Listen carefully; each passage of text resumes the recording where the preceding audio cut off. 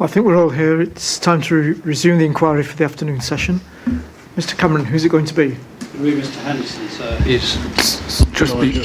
Sorry to interrupt, but just one procedural matter before Mr. Henderson Yes. starts. An update on the intention in respect of Mr. Littlewood's evidence. I hadn't forgotten about that. I thought you might need more time, so I was going to leave it. I want to give you an update as soon as possible. Mr. Littlewood's intention is to submit a written document later today and then to give evidence in accordance with the timetable. I think it's probably going to be tomorrow morning, depending on how we get on this afternoon, but that's the likely outcome. I've raised that with my learner friend, Ms. Cameron. He doesn't have any problem with that as far as I understand it, so that's the update. Subject to you being happy to accept that document, which I think in principle you've indicated you are happy to, but that would be the intention. Yes. Yeah. This is a consequence of the other documentation coming in, isn't it? It's purely a response to Mr. Sensicle's document, yeah. Yeah, I understand.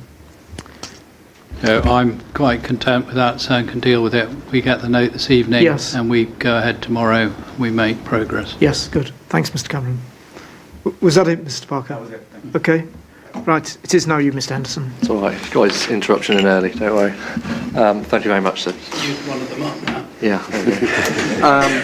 Can we just start, please, with Mr. Woodfield, your task? You weren't undertaking a full review of the environmental statement on the issue of ecology, were you? Your task was narrower than that. It was narrower than that, yes. You reached a number of different judgments in some respects to those in the environmental statement, but save on the question of applying the BNG metric, you don't dispute the methodology in the environmental statement. Well, I think you heard that I do have some methodological concerns.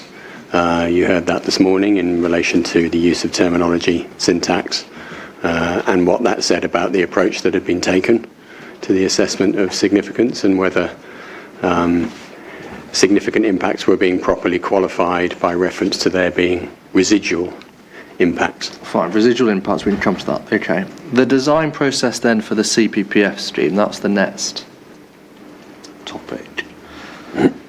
As we understand it from Mr. Johnson, a corridor was produced on the basis of your advice as to its width. That's right, isn't it? I wouldn't quite put it like that. I think it was more iterative than that. Iterative or iterative. Sorry, pronouncing it wrong. Yes, I wouldn't quite put it like that. I think it was more a case of, certainly Mr. Johnson did say, if that's what you can do, then great, but actually in the event, it was more a kind of, can we move it here, can we move it there, is that going to work, can we take it section by section? Right, so they asked you to expand the corridor at various points then, did they?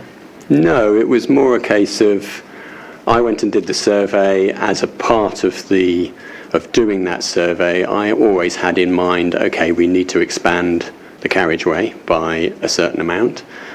We don't want to be expanding the carriageway into areas where the topography is going to create problems with batter slopes and what have you.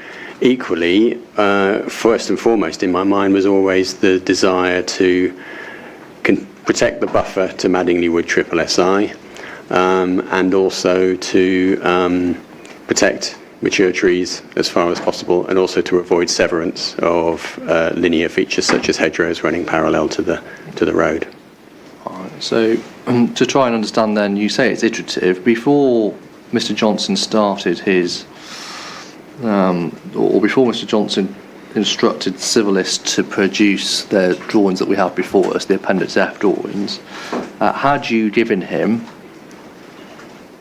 an approved corridor from your perspective within which he could place his design? No, I'd given advice on certain parameters that I thought we should operate to. So, for example, I certainly distinctly said we do not want to be encroaching north of the existing curb line where we run alongside Madingley Wood. So, by default, that meant that the carriageway had to, or the new enlarged running surface had to move southwards. And what we see then presented has a fixed extent now. Has a what, sorry? A fixed extent. A fixed extent, yeah. Yeah. And that is an extent which, in your view, is acceptable, yes? Acceptable in EIA terms, obviously subject to the detail of engineering and everything else. And you've not assessed the acceptability of a stream which extends beyond that which is shown on the Appendix F drawings, have you? I've been very clear and upfront about the fact that we've only assessed the hard running surface effectively, and not any ancillary engineering requirements in order to deliver that. But we have had those in mind all along so that we don't get tripped up by saying, okay, well, the carriageway is fine here, but then actually you cannot deliver it in that location because that would require a huge 6-foot high retaining wall or something. So we've been very clear to be cognizant of the engineering requirements as we've gone along, even though they've not been fully particularised and worked out in detail. Yeah.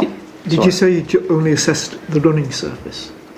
Well, effectively, we assessed the widened road that included the 3 lanes? Yeah, the 3 lanes and the footpath cycleway. Oh, right. Yeah. So all new hard surface Yes. is probably the best way of looking at it.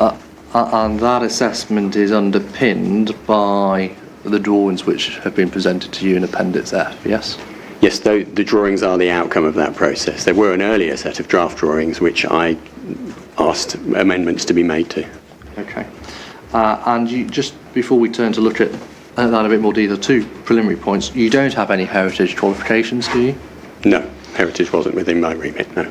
And therefore you... Although, actually, sorry, saying that, it wasn't within my remit, of course, but I was aware of the sensitivity of the American cemetery, and so to the extent that the same kind of considerations applied about keeping away from it and making sure that we respected it, I applied those in the same way as I would do as if it was an ecological constraint. But it's fair to say, because you weren't qualified, you weren't providing expert heritage input into the design process? No, I wasn't.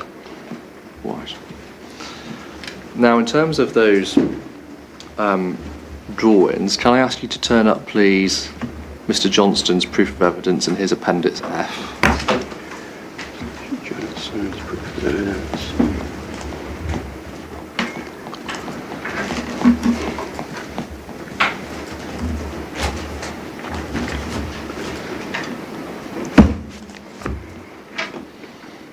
And if you're using the PDF, it starts on, the first drawing is PDF 89. 89, thank you.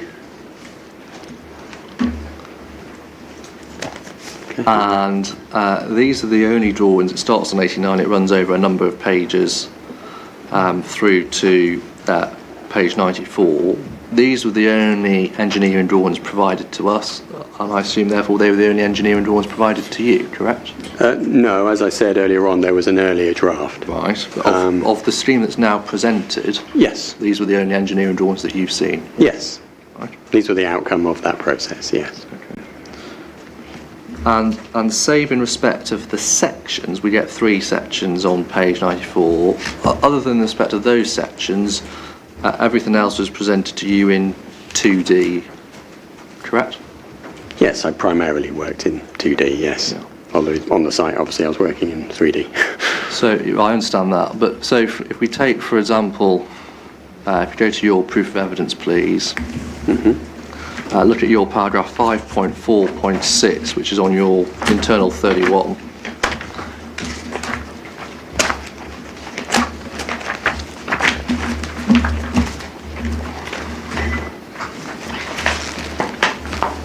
And you explain a bit about the CPF stream, and in the middle of that paragraph, you're dealing here with surface water. You say any extra runoff can be dealt with via online storage below the new cycleway, thus require no additional volumes of surface water to be discharged into the existing water courses.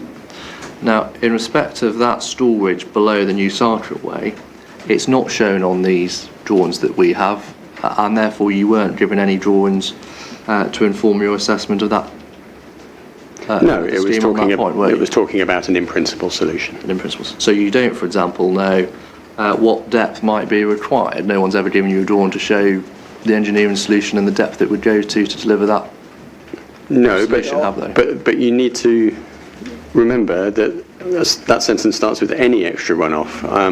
The question remains as to whether there would be a need for any additional storage capacity, given that given that the upgrade to the road and the cycleway and what have you is pretty de minimis, and that A road is bordered by really quite deep ditches, which probably have surplus capacity. So that's why I qualified that with any extra runoff, because at the minute it's not certain that there would need to be a solution of this type. And could you go back, please, to Mr. Johnson's Appendix F? Mm-hmm. And if you go, please, to page 89, that first page. Just tell me, Mr. Henderson, which drawing. I'm looking at hard copy. I'm grateful, sir. It's the second slide, set of frame 2. A bit just approaching Madingley Wood with the 50 and the 40, is that right? That's right, yeah. Sheet 2 of 3. Sheet one of 3, sir, and it's frame 2 on sheet 1. Right, got it.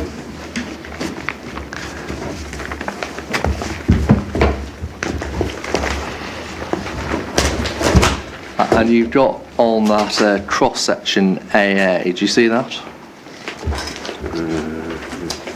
On frame 2, sheet 1. Yeah, I'm quite zoomed in. Yes, found it. Yes, I remember the one. Yep. And there's also another cross-section. If you move forward, please, you get that on sheet 3, frame 1. Frame 6 at the top, you get CC.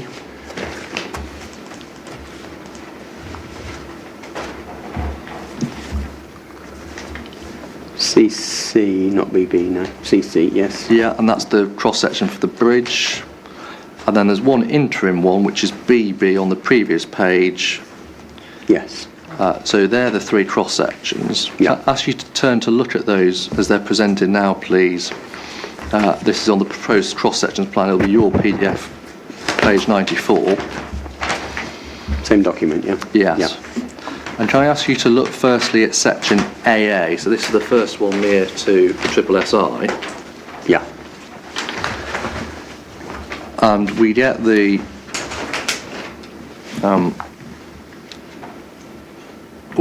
if you see the legend, you see existing surfaces, the dotted line, do you see that? Yes. And if you look at section AA, the existing surface is shown in that dotted line, yes? Yes. And then the next item on the legend is the proposed surface, do you see that? Yes. And that is the dark line, which is shown in some places it meets the top of the existing surface, in other places on both sides it's built up, you see that? Yes. And then it says on the left hand side, where it drops down, proposed levels to tie in with existing, you see Yes. that? And we get a similar arrangement BB, again proposed and existing, it's built up, then it drops down on both sides. On the left hand side it says proposed levels to tie in with existing, and the bank on the right hand side is regraded, yes? Yes. I see that, yeah. This doesn't show cutting to drop the level of the road, does it? No. And therefore the scheme that Mr. Johnson presented in his oral evidence of cutting and dropping the level of the road to try and overcome some of the design issues is not a scheme that was presented to you for assessment, was it? No, but the scheme that was presented to me for assessment didn't include, my assessment did not include matters such as regrading of banks and tying in, because they are subject to a detailed design stage, of which these sections here are one possible outcome. An alternative outcome might be different, to allow for cut or anything else. So basically my assessment stopped at the curb line effectively, and whilst I paid due regard to the need for engineering outside of the curb line of the new widened road, I wasn't working to anything definitive or prescriptive. Could you clarify for me, please, when you say the curb line, if we look at section AA, when you say the curb line, do you mean the first vertical line there? No, sorry, I mean everything that includes cycle footway, eastbound bus lane, eastbound running lane, westbound running lane. Yeah, so if I put the question slightly differently, the area that you considered runs from the first vertical line to the last vertical line as you read left to right, yes? On section AA. Yeah, on section AA, that's right, yes. So you therefore didn't consider, it follows, that which falls on both sides of those lines and is indicated here as being verge and then the tie-in, correct? Yeah, verge varies, it says, which again is reflective of the fact that this is a provisional. But yes, because that design is not fixed. Yeah. So those gradients aren't fixed, those spreads aren't fixed, those land takes aren't fixed. That's all a matter for detailed design. So the next point here, in terms of how it was to be delivered, you said a couple of minutes ago you understood it to be de minimis extension. Was that because you understood that what was there at the moment would be left there and then the extension will be made either to the north or to the south as required? No, because I was completely aware that there would need to be, well, we discussed it with Ed and with Steve, that there would probably need to be a wholesale reconstruction of a carriageway to deal with all of this. But from my perspective, it kind of doesn't make much difference because it's going to go from existing hard surface to future hard surface, so it's not going to entail habitat loss. And you've not assessed Mr. Johnson's suggestion of a new bridge over the M11, have you? No, I haven't. No. And if we just think about that, please, could you pick up CD 111.05? 111.05. And it's TR5, the Tech Report 5 for ecology. And can you go within that to page 105, page 105?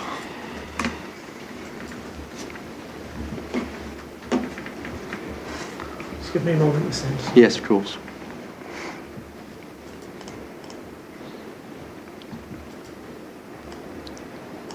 Page 105, yes. Yeah. And do you see, this shows a number of, as it says in the title, number of designated sites. Can you look please at the inset, the Yes. bottom right hand corner, and you see that scrub east of the M11 is shown there. Mm-hmm. And if the bridge that Mr. Johnson now proposes is to be placed across the M11 at any point south of the existing crossing point, it will interface with scrub east of the M11 unless it goes considerably further to the south below our stream. That's right, isn't it? If it's to the south, I mean, my understanding is it would probably be to the north, but if it is to the south, because you probably want to put it to the north to avoid interfering with the slip roads, but if it went to the south and if it couldn't be accommodated in that narrow triangle between the M11 and if the landing point couldn't be accommodated in that narrow triangle between the M11 and the slip road on the eastern side, then yes, it could clip a small part of the CWS. Yeah, and you've not made any assessment of the impact that would result in that occasion. You couldn't, because until Mr. Johnson told us in his oral evidence about a bridge, that's the first anybody knew about it, wasn't it?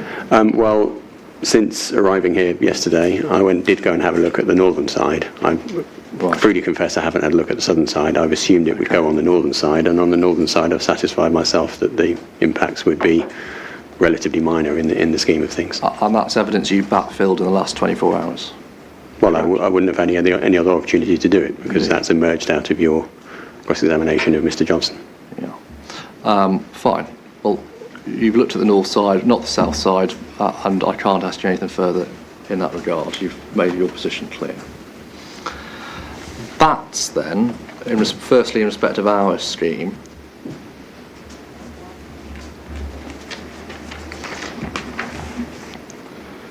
you don't say anywhere in your oral evidence, or indeed in your written evidence,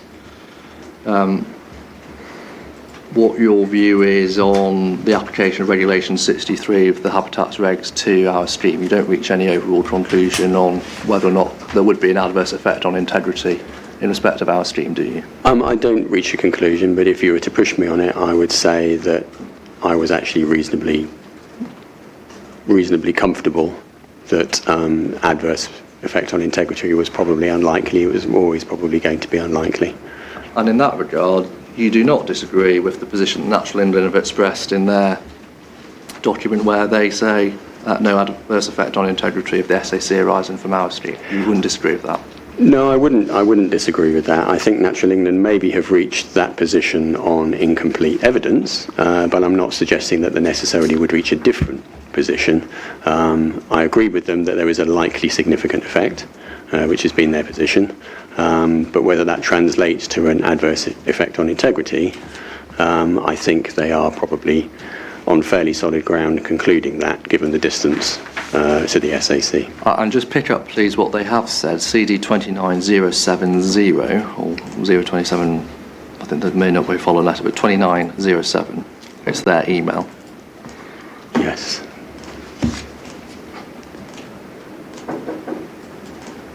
Let's see if I can find it. Yes. And in the second, they give their overall conclusion at the end, paragraph 5. But in the second paragraph, Natural England agree the collision risk in respect of bats is acceptable, subject to secure and appropriate mitigation. Natural England are content with the mitigation proposed at this stage, notably the mitigation to be employed where bats may cross the stream. Pausing there, you don't disagree with Natural England in that regard, do you? Well, I would want, if Natural England were here to answer for themselves, I would want to ask them whether here they were talking about Barbastelle specifically, or whether this was slightly loose wording when they talk, because obviously their concern from day one here has been Barbastelle and the potential impact vector to the SAC. That seems to have been the focus of their concern throughout. So I would probably want some reassurance from them that they do feel that the mitigation is going to be effective with regard to other species, because at the minute I haven't seen where they have expressly considered that point, particularly in relation to the answer I gave earlier around the fact that hopovers have been suggested in the paper that Ms. Reason referred to be ineffective for two of the species that use this landscape.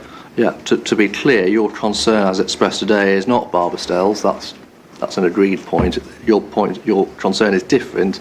It is mitosis and long brown-eared. They're the two you said today, yeah? Well, I've got concerns about myotis, or Myotis naturae particularly, and brown long-eared. But to say that I haven't got concerns about Barbastelle isn't quite correct. I haven't got concerns about the SAC necessarily, because I don't necessarily think that even if there were impacts on Barbastelle in this area, they would adversely affect the integrity of the SAC.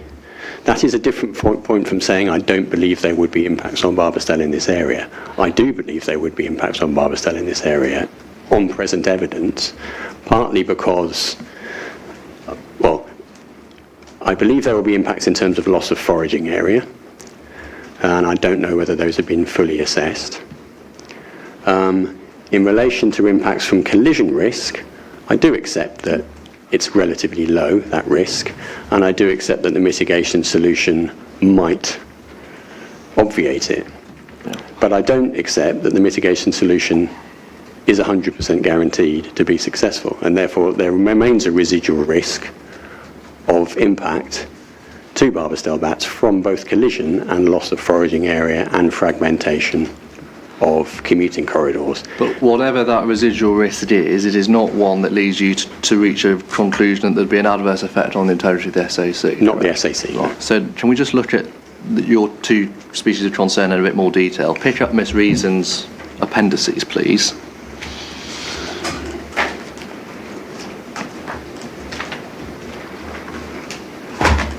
And can you go to technical note 2, which is on PDF page 154? With me, Miss Reason's appendices.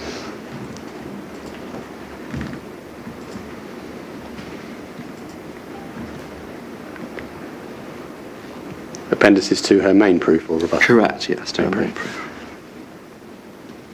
Sorry, and the page number? 154, which is TN2. 154. Thank Thank you. And this is a note dated 23rd July 2025, and if you look below the first set of bullet points, it explains, well, I'll just put it more generally. You understand, in simple terms, that this was a technical note presented to Natural England, yes? Yes. And move forward, please, to PDF page 158.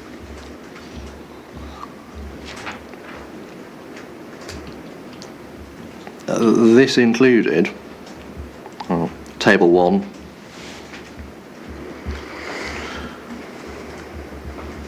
Stage 5, all bats registrations per hour.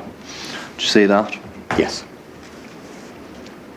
And this presented activity levels, and it split that data up by reference to different species, didn't it?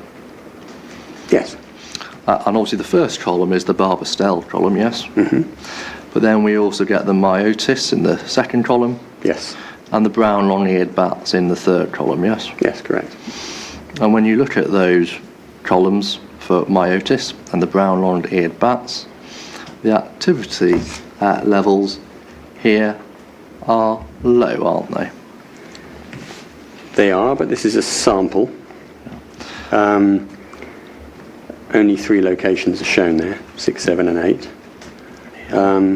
And there are obviously also very well-known variations in detectability between species. So you can't necessarily take a relative absence of brown long-eared records as representative of the true picture of brown long-eared activity in any particular situation, because that's a species with very quiet calls that a lot of static detectors struggle to pick up. And can you pick up, please, Miss Reason's rebuttal proof of evidence? Yeah. And within that, go to PDF page 12, it's internal page 12 as well, and you get technical note 4. Sorry, bear with me again, I've gone back out.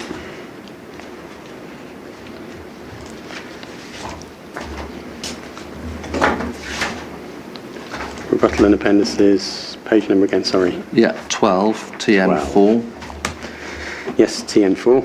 And this technical note deals specifically with the question of landscape treatment mitigation rationale, yes? Yes. And if you move forward, please, to page 15. Mm-hmm. Do you see the subheading stakeholder liaison? Yes. And it explains the initial design resulted from the review is presented in Power 7.2.29, the statement to inform the HRA. The options for the detailed design of landscape treatments have since evolved through discussion with Natural England. They'll be finalised taking into all factors into account in further consultation with Natural England during detailed design. As noted in Power 7.3.4 of Miss Reason's proof of evidence, Natural England have now indicated they accept the principle of landscape treatments as crossing points and are content that any residual matters are now considered resolvable at post-consent matter. So can I take you back, please, to Natural England's document 2907? Before we move off that, this says reference to statement of common ground if signed. I've still not seen a statement of common ground from Natural England. Am I missing something? No, you're not, but that's why I'm taking you back to the document they have submitted, which is CD 2907. Sure, okay. And when we go back to 2907, we look again at paragraph 2, please. And the first sentence there, Natural England agree that collision risk in respect of bats is acceptable, subject to secure and appropriate mitigation. Collision risk in respect of bats included, specifically, consideration of the information in technical note 1, which was presented to them dealing with, amongst other species, Myotis and brown long-eared bats, correct?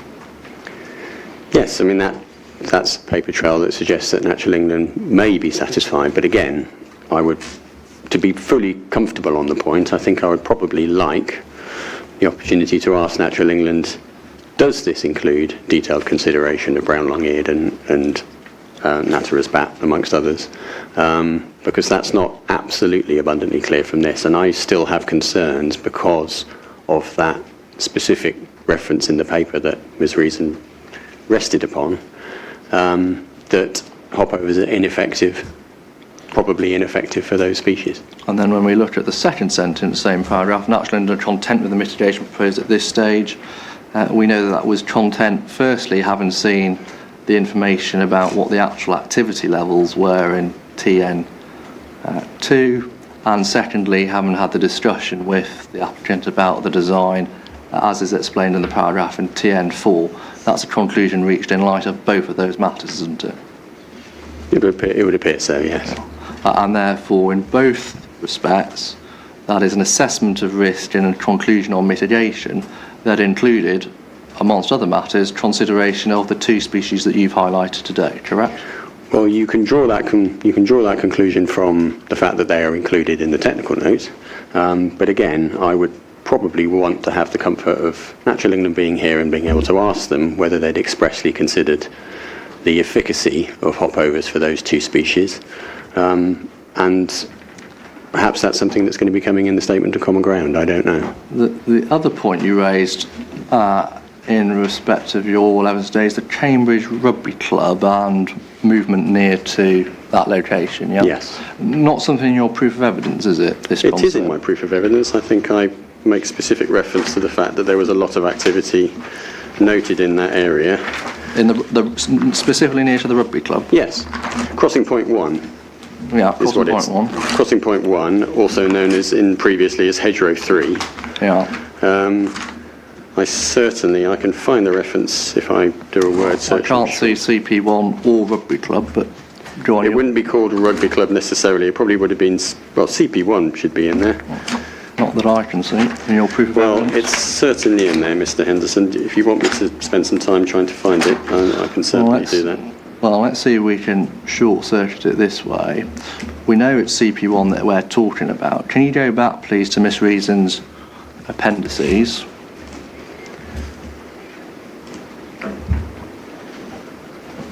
And go now, not to TN2, but to TN1, please. Main proof appendices. Yes, that's correct. TN1 page. 82, please. Thank you very much.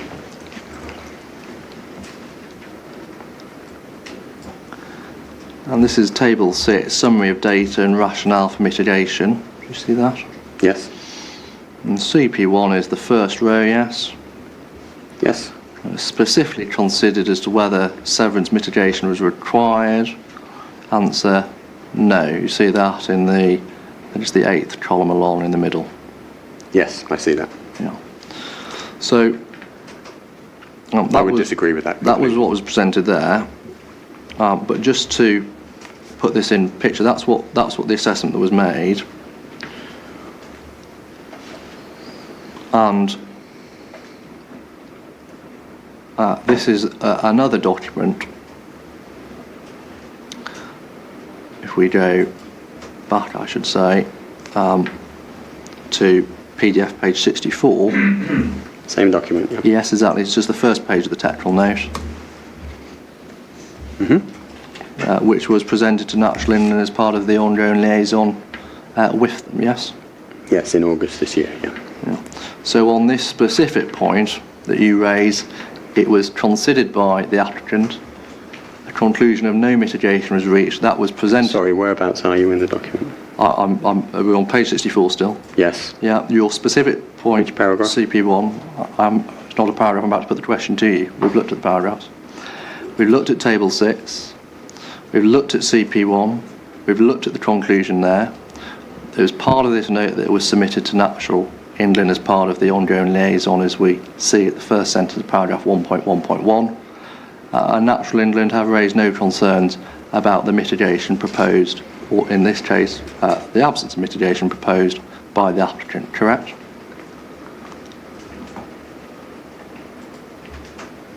Let me just read it. So this note referenced an agreement with East West Rail on the sharing of radio tracking data to identify foraging areas. Natural England has no approach to the proposed approach to Barvestel bat survey and data gathering. So that's a proposed approach in July 2022, all of which postdates some of the earlier work which suggested that there was a cluster of activity around there. No, but if you look at The point here, Mr. Henderson, if is you that just go there's- down, just stay on page 64. If you look at the subhead and reports relevant to the scheme and summary of data collected for the scheme, you see, first bullet at 2.1.1, a wide range of bat surveys are completed by Cambridge Ecology on behalf of Mott MacDonald. Yes. Those include the surveys which spark your concern, yes? Yes, and the Thompson, one, yes. So this is a note that was founded on, amongst other documents, which is actually quite a long list of them, but amongst others, the one that raises your concern, yes? Yes, no, Right. absolutely. So this document looked at that document, it reached an analysis, it presented that analysis to Natural England, and Natural England have not disagreed at all with that analysis, have they? Well, again, I would, if Natural England were in the room, I would ask them, okay, there's a list of documents there. Have you been through all of the data that's in those documents, or have you relied on the summary of those documents presented by the authors of this technical note? Because I have a concern that we have a strange data series of significant barbastelle activity in the vicinity of the sports ground, sufficient for Cambridge Ecology and Thompson to suggest that there may be a roost close to that location, and then a sequence of surveys later by WSP that find very little or no barbastelle activity in that location. Now, that may be an accurate representation of a change of position, but it may not. And in that context, my concern is that a precautionary approach should be taken, and I would have probably suggested, had I been on the EIA team here, that we should look at getting a crossing point mitigation in at that location, just on the off chance that there is a roost in that location, and that the earlier data set is actually more representative of the picture. Now, if Natural England haven't done that, I would want to understand the reasons why they've reached a different conclusion. I don't think you can necessarily put words in Natural England's mouth and say, because they've signed something off, that means they've gone to the nth degree in assessing every single piece of documentation that's referenced in the material that's presented to them. It would help if they were here. On whatever concern you have today, not one shared by Miss Reason, and on the basis of the material I've shown you, not one shared by Natural England either, is it? Well, Natural England don't express it, but I also don't see anywhere where Natural England say we've specifically considered this point and we are nonetheless satisfied. If there is something like that, please point me to all. Now, bats, in terms of your scheme, please, can you go please to CD 931? CD 931. And within that, can you go please to PDF page 68?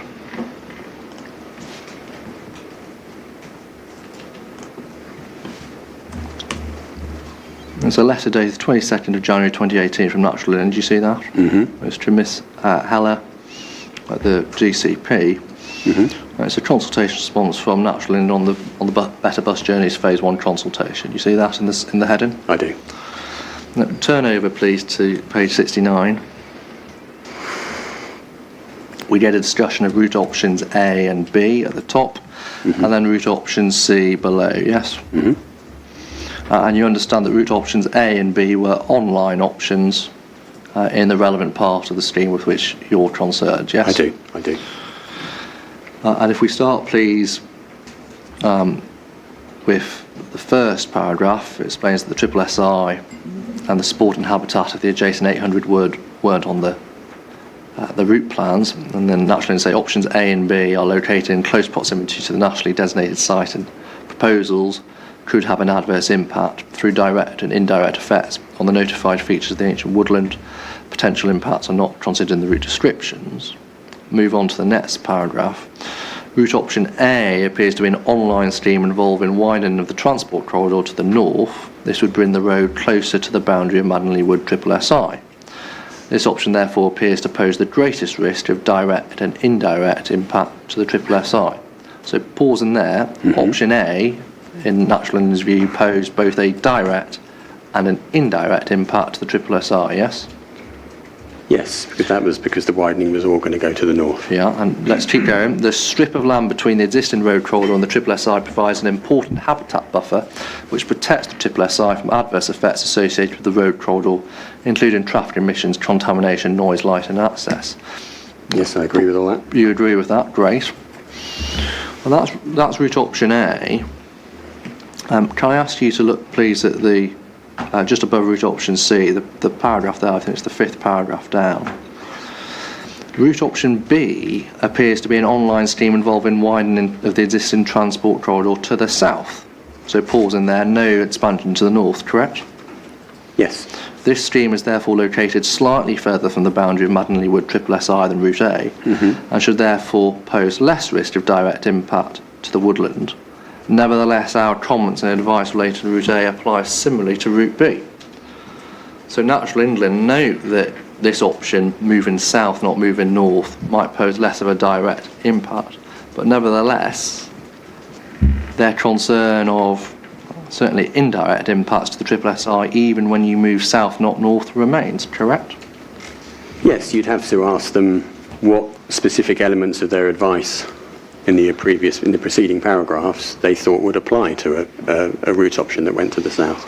So, for example, there is clearly not going to be land take from the SSI if the expansion is to the south of the existing carriageway. I mean, this whole letter, and I'm very familiar with this whole letter is predicated on the basis that we're talking about a generic route option passing very close to a SSI. So it's not at all surprising that Natural England are taking an extremely cautious approach at this stage because they don't know what's involved. They don't know whether we're talking about a two-way busway. They don't know we don't know what we're talking about necessarily. But the mere fact that one goes south, not north, not a reason in Natural England's view to adjust its advice, is it? It doesn't obviate the possibility that there could be matters of concern, and neither have we taken that view. It's why we've been so careful to ensure that the buffer to the north of the carriageway remains intact, and why we have also noted that if you push the traffic further to the south, even by only a few metres, you are actually taking most of the sort of impact from salt spray, noise, backdraft and everything else a modicum further away from the SSI boundary, which is probably a good thing. Go back please to Mr Johnson's Appendix F and go please to PDF page 89, so it's your sheet 1 of 3.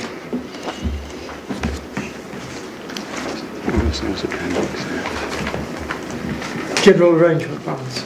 Yes, correct. And it's frame 3 at the bottom of that. Thank you. And you'll see on frame 3, are you there? Sorry, I'm not there yet. Apologies, I'm not so quick on the draw. I'm in the wrong. I mean, interested parties. Okay.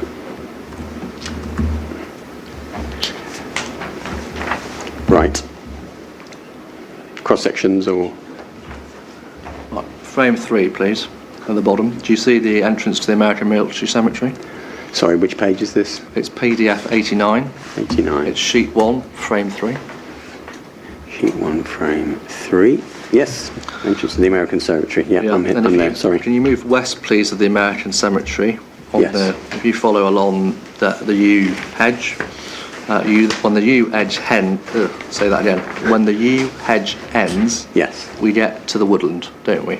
Yes, that's pretty much where it is, I think. Yeah. That is the woodland buffer that Natural England are talking about in the letter that we've just looked at, yes?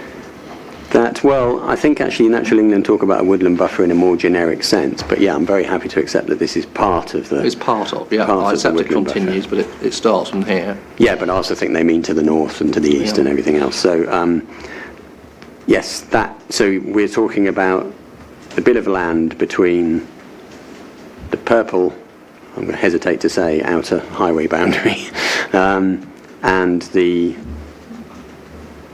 existing carriageway. Yeah. Which is kind of faint light grey line underneath the darker grey.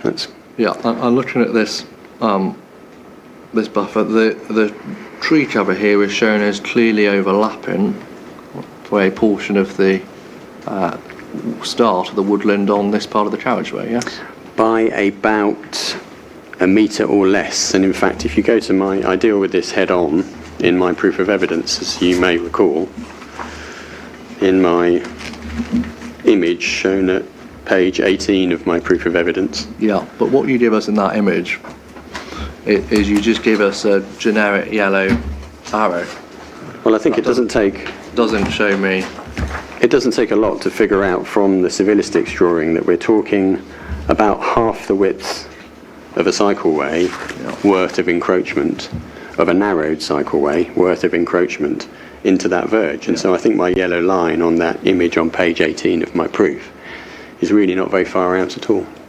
And that's your indication, you say, of the northern edge of that foot cycle path that we've just shown. Yeah, and that's the only point of that we step north of the existing curb. Well, let's assume that, for the purpose of this question. On that basis, you accept that there is an impact on the buffer, but your view is it's not a significant impact. That's your 4.3.2 above, isn't it? Yes, and I explain why I think it's not a significant impact, because actually it falls within the compass of the type of thing that standard highways maintenance would deliver every few years in any event by means of a flail. And going back, please, to the plan in Mr. Johnson's Appendix F, and looking in again at where we were before, you've considered the interaction up to the edge of the coloured hard standing, yes? Sorry, can you explain what you mean by that? Yes, absolutely. We see the cycle path, it's coloured in a grey colour. Dark grey, yes. Yeah. You've considered the interaction up to the edge of that coloured area, as you told me earlier, yes? Up to the edge of the coloured area? Yeah, up to the edge of the... Oh, I see what you mean, yes, Yeah. Now I see where you're going. What you've not considered, consistent with the answers that you gave me before, is whatever engineering works are required to the north of that to tie it in as it's shown on those cross-sections. I haven't, but again, have a look at the picture on page 18 of my proof. You can see that the land there is at grade, and therefore I don't see that there would be any need, and Mr. Johnson, I think, agrees, for any batter slope or any form of engineering there. You could simply reposition the curb. But that's the ambiguity. We either tie it in as it's shown in the cross-section, or we cut in, as Mr. Johnson said, and there's all evidence. Well, there's not none of the cross-sections are at this particular point. No, but what I've shown you on the cross-sections is one that starts before, AA above, do you see that? On frame 2. Frame 2, yes, yeah. And I've shown you cross-section BB, which follows on from that, and both of them adopt the approach of tying in. Yes, but that's because the topography is different in those locations. Yeah. But what we don't have here is any indication whether you're going to adopt the same approach. Well, you can see... Hang on, let me finish. Or alternatively, whether you're going to drop the level and cut in the way that Mr. Johnson suggested, because we're dealing with the curve of the road, do we? You can readily see from the picture in my page 18 of my proof that there is no need for an engineering solution other than to just clip the curb at that point. There may, by taking that approach, that may necessitate something on the other side, on the south side, I don't know, but you can't extrapolate cross-sections from one part of this scheme and suggest that they dictate how you were going to deliver another part of the scheme. And you're not a highways engineer qualified to explain what highway engineering solution will or won't be required in that location. No, but why would you build a batter slope on at-grade land? And the next point here, if you pick up, please, Mr. Lonergan's appendix, rebuttal proof of evidence appendices, please.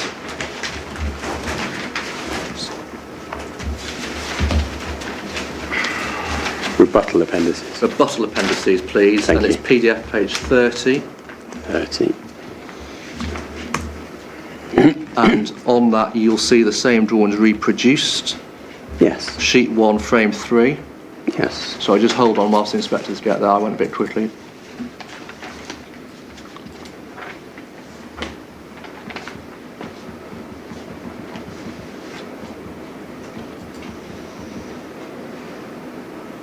Are you there, sir? Not quite. Can you give me a paper? Yes, 30, Mr. Parker. Look at frame 3. Lonergan's appendices, which ones? Rebuttal proof of evidence appendices. Right. It's the drawings that you're probably quite familiar with. We should have printed them out for you, but there we are. Sorry about that. And can you look, please, Which page? 30, frame 3 at the bottom? And go, please, Mr. Woodfield, to the American Cemetery entrance where we were before. Yeah. Go, please, west to where the hedge overlays the part that we were talking about. Do you see where we are? Same location? Yeah. Do you see that Mr. Longden has identified 2 departures from standards in that location? Yes. Well, Right. that's what the annotations are. Yeah. And Mr. Johnson's approach to dealing with those departures is to cut in. So whatever your approach to the highway as a ecologist, given highways evidence might be, the highway engineers have identified a departure and are now suggesting an engineering solution. Well, what- Evidence they require. You are. That's not a clear question. Mr. Johnson wasn't asked what engineering solution would be appropriate in this particular location, and his answer certainly wasn't that one would need to cut in at grade land to build the carriageway when you look at the photographs. That's not an accurate reflection of what Mr. Johnson said. Mr. Johnson was asked about Exactly. the engineering solution on the curve. He expressly said that you have to build it up on the outside of the curve, and he then said that the engineering solution was to cut down in the road. And I specifically asked him about what then happens on the northern side of the road. You remember I asked the left-hand side of the plan, and then I said northern side of the road, and he said there you would have to cut down. You wouldn't be building up, you'd be cutting down. That was by reference to a cross-section. Precisely the basis on which we put the questions now. That was by reference to a cross-section which showed a different location to this one. That was not at this location. That was a series of questions asked by reference to a specific cross-section, not at this location. Yes, but they were in relation to the curve. This is the curve. Well, I don't know whether that's right or not. Well, it doesn't. Well, I recall the point about the curve. Well, even we look at the Mr. Parker's also right about the questions being in relation to a cross-section being on screen. Well, even if we look at the CC cross-section on frame 2, put the same question to you here, dealing with the triple SI, dealing... Wait, can I just be clear now, where are you looking? Yeah, So same we can- page, really same page, frame 2, same page. CC, this is the curve, this is the cross-section, it's the same curve, because the road just follows on. Where's the cross-section? CC, you see it's been marked on by Yeah, Mr... where's the actual cross-section drawing? Yeah, it's in his appendices, you move forward, PDF page 38, you see CC.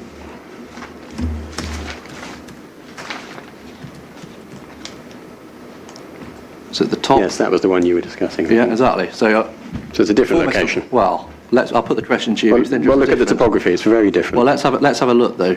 Okay, let's go back to that plan. Look at CC. We're dealing with the curve. We're dealing with that location. It's immediately adjacent to the triple SI, isn't it?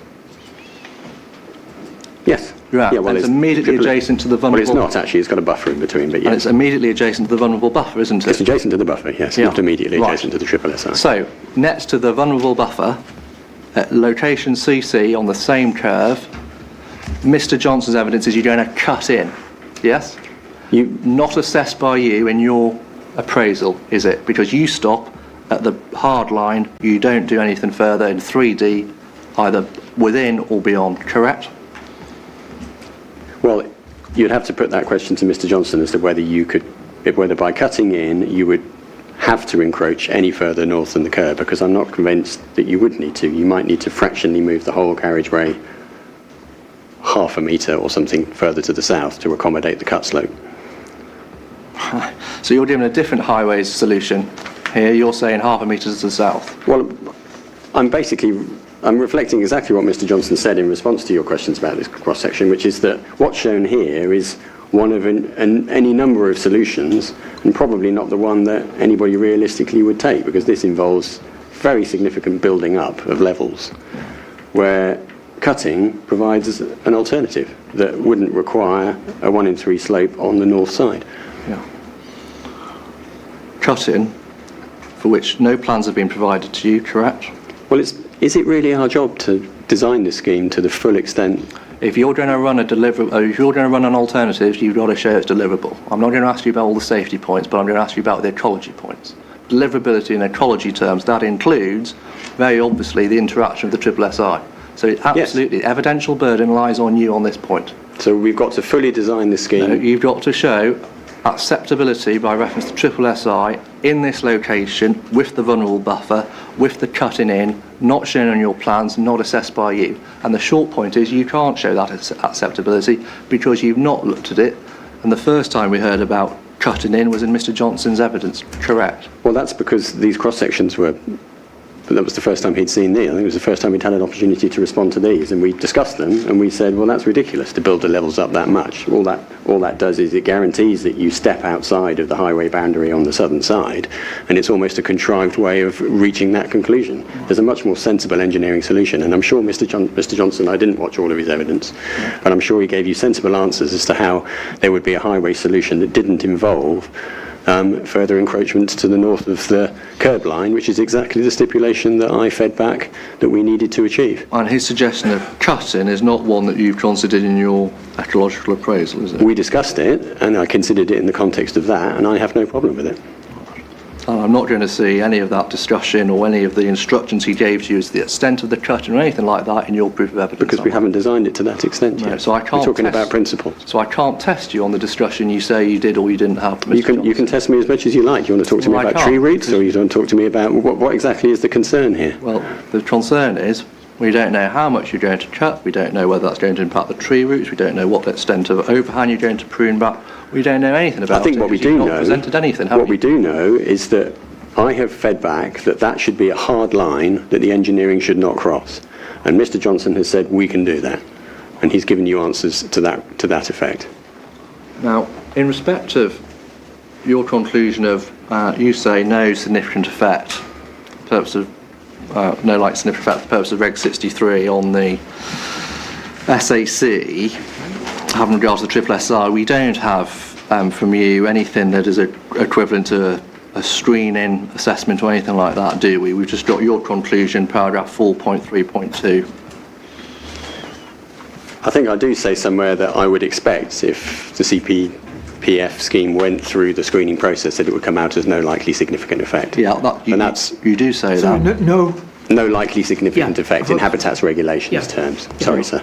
And I accept you say that, but we've got nothing to underpin it. No sort of screening, no draft screening, anything like that, which is what would ordinarily otherwise occur. My instructions were not to produce a new environmental impact assessment for the CPPS scheme, nor a habitats regulations screening report. It was simply to demonstrate how it performed in comparative environmental terms. Yeah, but on the specific... I'm representing a very resource-stretched client here.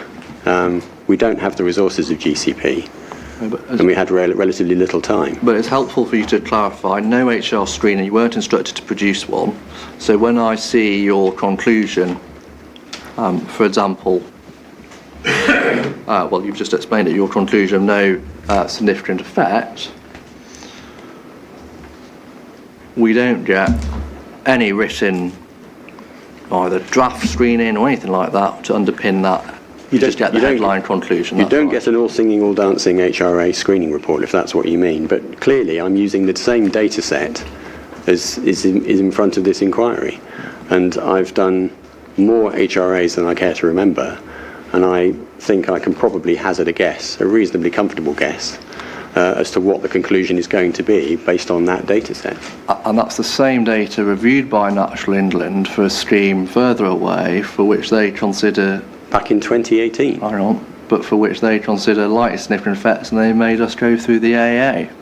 That's because your scheme cuts through numerous hedgerows and fragments landscape and introduces urbanisation, traffic-related impacts into a quiet, dark landscape where they don't currently exist. Pick up, please, Miss Reason's proof of evidence. And go, please, to paragraph 6.3.15. Main proof? Yes, her main proof of evidence, please. Sorry, 6 point? 3.15, please.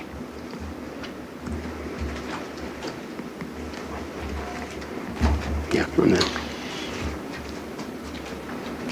And you'll find that, I should say, you'll find that on page 19. Thank you. She explains in that first sentence, by reference to a study in one of her appendices, from a meta-analysis of road collision data, that low-flying species are more prone to collisions than high-flying species, and that juveniles are more vulnerable to collisions than adults. And in that latter regard, juveniles being more vulnerable to collisions than adults, you wouldn't disagree, would you? No. And we know here that we're dealing with maternity roosts within the SSSR, yes? We do. And the inevitable result of maternity roosts is the presence of juveniles, correct? Yes. And what we then have, in respect of your scheme, the cutting back that you require in and around the buffer will increase the collision risk, in particular for those juveniles who are more vulnerable to collisions. That's No, correct. I don't accept that. Look again at the photograph on page 18. Magnitude and quantum is relevant here. We're talking about nothing more than the standard highways maintenance run through with a flail would deliver in terms of cutback of vegetation. It's an absolutely minuscule amount. In a situation, if that was the only place where juveniles were likely to exit the wood and attempt to cross the road, then there might be a fractional increase in risk because you might be fractionally widening the gap. But we also know from Ms. Reason's thermal imaging report that where Barbastells cross that section of road is in all sorts of numbers of places, and in fact you can see from the photograph on page 18 they're probably not going to want to cross the road there because there isn't a corresponding tree on the other side of the road to create a nice short canopy gap. So I don't accept that. I'm sorry. I'm sorry to interrupt. Again, I just remind my learned friend as well of the position reached by Ms. Rees, and he can't stray outside the confines of his own witnesses' evidence. Her position was that the CPFF scheme wouldn't give rise to any likely significant effects by the end of the cross-examination. So we can't be raking over old ground. That's her position. That's the applicant's position. I'll just put the question. He's given the answer. You made a note. That's all I've asked the witness on that point. Doesn't rake over anything. So Ms. Reason and I are in agreement. We both agree it's neutral. I've simply asked him the question. Now, the next topic is BNG. Mm-hmm. The approach here, there was no statutory requirement to provide a baseline metric, was there? Well, that's a matter for legal submissions, I suggest, but I will say that I am aware of colleagues in another consultancy who are working on the West Yorkshire Mass Transit scheme at the moment, and their view is that BNG is statutory for a TWA scheme. Wasn't the question I put to you. No statutory requirement to provide a baseline metric as part of the application. That's right, isn't it? It's government guidance and best practice is that that's what should be done. So the answer to my question is no, there's no statutory requirement, correct? Okay, so it's very bad practice, but if you're saying it's unlawful, then yes, I would agree. Now, we have provided an assessment, and it's not the final assessment, and you've seen that, haven't you? Well, I had to extract it out of WSP. There's a condition which will secure that final assessment and its discharge in due course, isn't there? Well, the applicant is proposing a condition, and I don't know if that's yet been secured and written in. And you don't make any criticism of that condition in your evidence, do you? That's pretty much as standard for statutory BNG. Now, in respect of your concerns, firstly, there will be opportunities within the detailed design to secure some on-site net gains, won't there? Well, I'm not sure that there will be. From what I read of the applicant's metric, it looks to have maxed out whatever it can deliver within the order limits. Now, if the applicant is intending to secure more land in order to create more on-site compensation, then that's presumably a matter of interest to this inquiry. So maxed out, so you think there's a residue that needs to be dealt with? Well, the metric says there's a residue that needs to be dealt with. And in respect of that, Lower Valley Farm has been identified, hasn't it? That's correct. No issue with capacity. You suggested today 40 units might be required. No issue with capacity there. And I don't know. Well, you're familiar with it? It's a very large site. You're familiar with it? I'm familiar with it. I'm familiar that it's likely to generate unit numbers probably in the hundreds. Yeah. But I don't know, and I don't think there's anything before the inquiry that says how many of those units are already committed elsewhere, what type of units they are, whether they're going to be offered on commercial terms or as a freebie. None of that information is before the inquiry. And I mentioned earlier on, you'll recall in answer to a question in chief, I think, that I don't think watercourse units are proposed there or are deliverable there. So that means that another site, even if we disregard the fact that the B&G calculation is so out that I don't think any reliance can be placed on it, but even if we accepted it on face value, you would need another site to deliver the watercourse units, if nothing else. First point, you understand and you accept that Lower Valley Farm is land controlled by the county council, yes? I do understand that, yes. Right. Second point, it's part of the Cambridge Nature Network, isn't it? I haven't checked that specifically, but if you tell me it is, I'm sure that's correct. Mr. Ellis tells the inquiry it is, and you don't dispute that, do you? No. Happy to accept that. Nor do you dispute the fact that there is, as he says, significant potential for biodiversity uplift at that location. Yes, correct? it's an arable site, and those are the best sites to try and generate uplift from. So yeah, don't dispute that at all. And it's also registered with Natural England as an approved habitat bank, isn't it? I couldn't find it on the B&G site register, but I'll take your word for it. I'm sure it's a formality if it hasn't been registered already. So, in terms of having something that's secured, and with the significant potential for uplift, that's already been identified. So that then leaves your point about the water, yeah? No, it also leaves my point about the bats. So we'll get to that as well. Okay. The water now. CD 11105, please. TR5. CD 105. Yeah, 11105, sir. So 11105. Which? It's the TR5. TR5, okay. Yeah, and go with that to. Sorry, it's not TR5, it's TR507, I'm sorry. 07, okay, the B&G report. That's the one, yeah. And within that, please move forward through to page 24, PDF.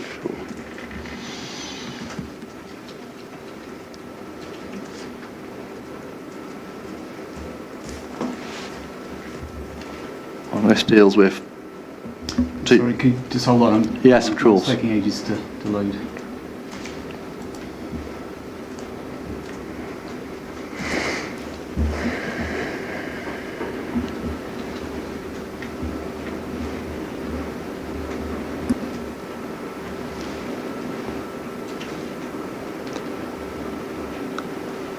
Now, are you there, sir? No, sorry. No, don't wait, I'll wait. It's a fairly hefty document.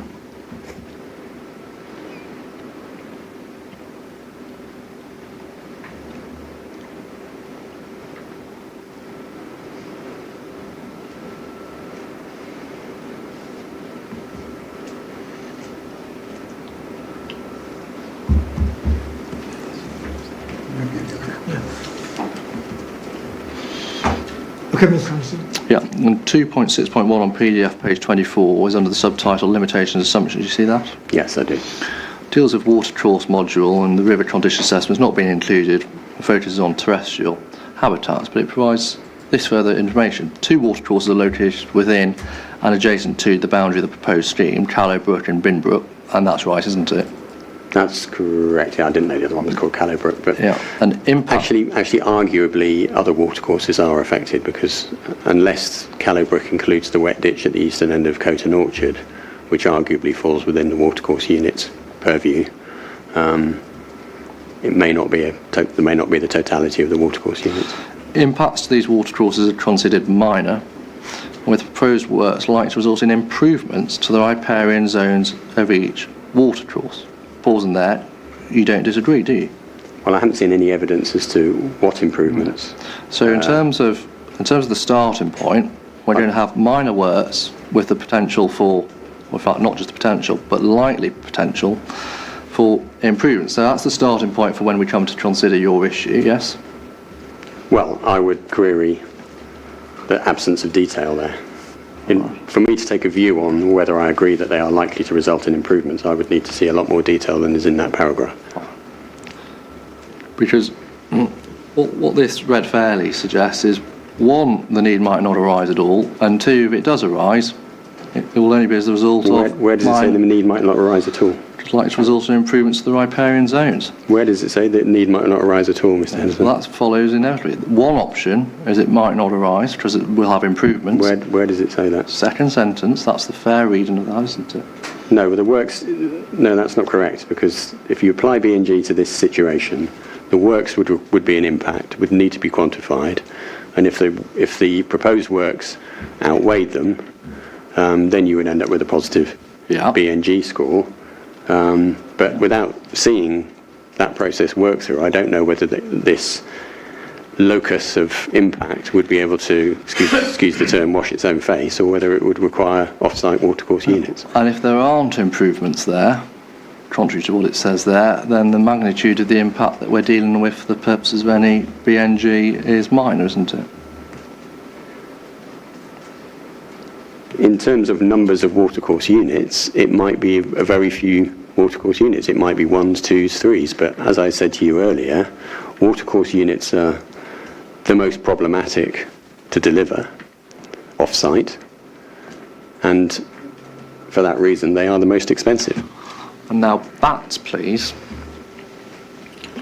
Yeah. This is the question of the location of compensatory planting. Mm-hmm. Can I ask you to pick up, please, Miss Reason's appendices to her main proof, and go within that to PDF page 43. 43.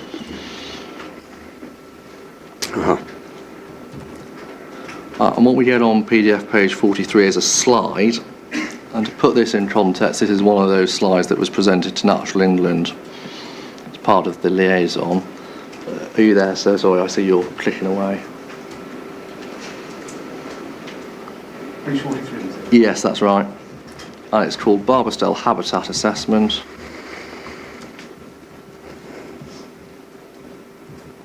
Yes, familiar with this slide. Yeah.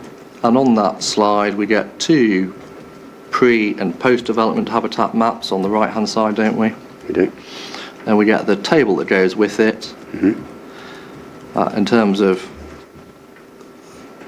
this, we get habitat, bottom line, exactly the same before and after. 81 moves to 81, doesn't it? What on earth are those numbers? Well, that explains the quantification of the habitat in the on what, baseline, using what metric? on the baseline habitat here and to the proposed habitat below, showing you the areas in yellow and in green, and then quantifying that there. They're just numbers, Mr. Henderson. They mean absolutely nothing to me. You could put any number, any range of numbers in there. The only thing that's actually tangible on that slide is the map, but we have a much more tangible measure of impact by means of the biodiversity net gain calculations that I've done based on the extrapolation of the scheme, and they show that the net result of including on-site habitat creation for the section between Hardwick and Grange Road is something in the order of minus 13%. So that's a net deficit. So that directly contradicts this. And without knowing what those numbers are... That's your overall assessment, isn't it, though? Well, it is. And I mean... That's not an assessment that has drilled down to the question of bat habitat specifically, is it? No, because basically... No, what I'm doing... No, hang on a second. What I'm doing is I'm adopting the same approach that Ms. Reason has adopted, which is to say, oh, the biodiversity net gain will deliver all of the compensation for bat habitats. That's what she says in her evidence. That's what she said in cross-examination. And my point simply is that is not a safe assumption, and my extrapolative calculation for the GCP scheme area, the off-road section of it, shows that it's not a safe assumption.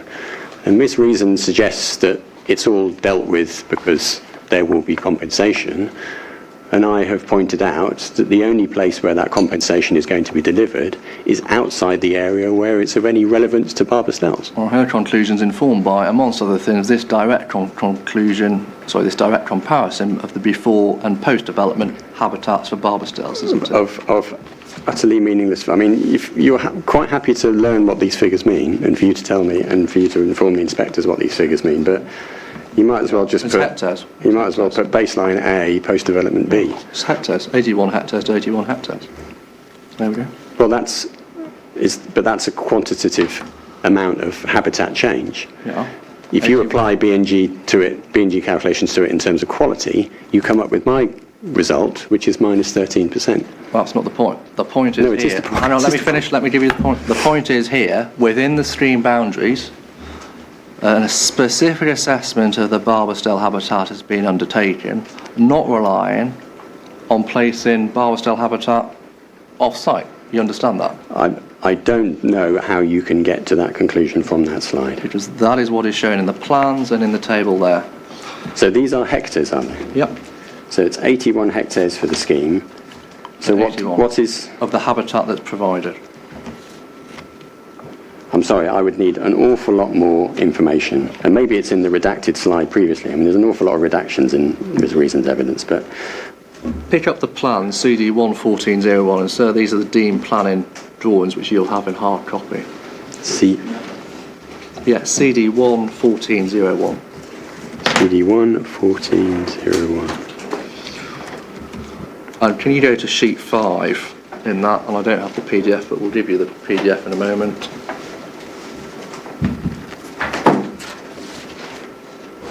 11401. Yeah. Our boricultural report, yeah. No, 11401 Oh, 114. is the planning, deemed planning slides. Sorry. Sorry, slides the plan. Yes. And do you have sheet 5?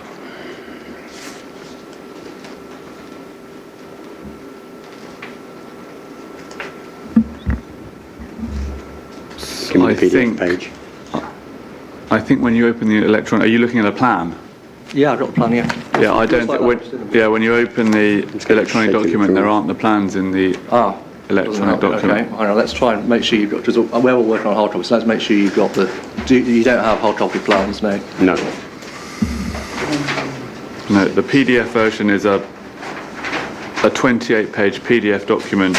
Okay, let's see, there might be a different way we can, or different reference. 112.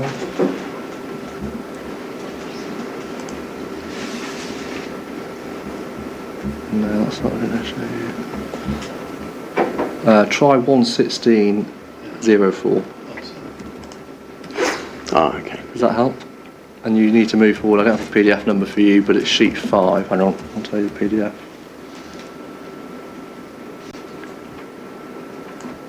It's taking a while to download. 3, 4,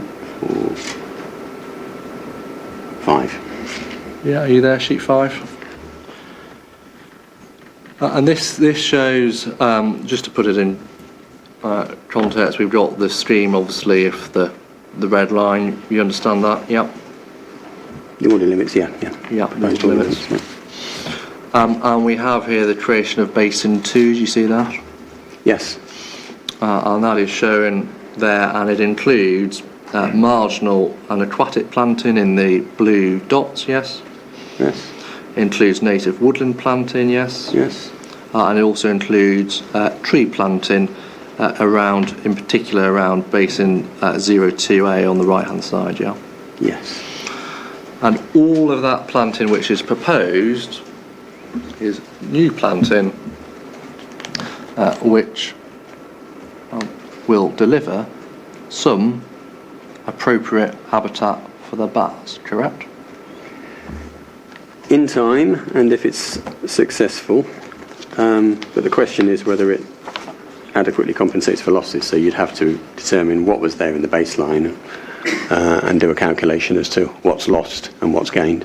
But depending on what is in there in that baseline situation. And if you turn over to sheet 6, the next page, Just before we move off, I've just noticed another error with the B&G calculations, which is that these are input to the B&G calculation as ponds, when they should clearly, by looking at this, be put in as SUDS features, which is a much lower scoring. Pick up, please, sheet 6 on the next page. Sorry, just a side point there.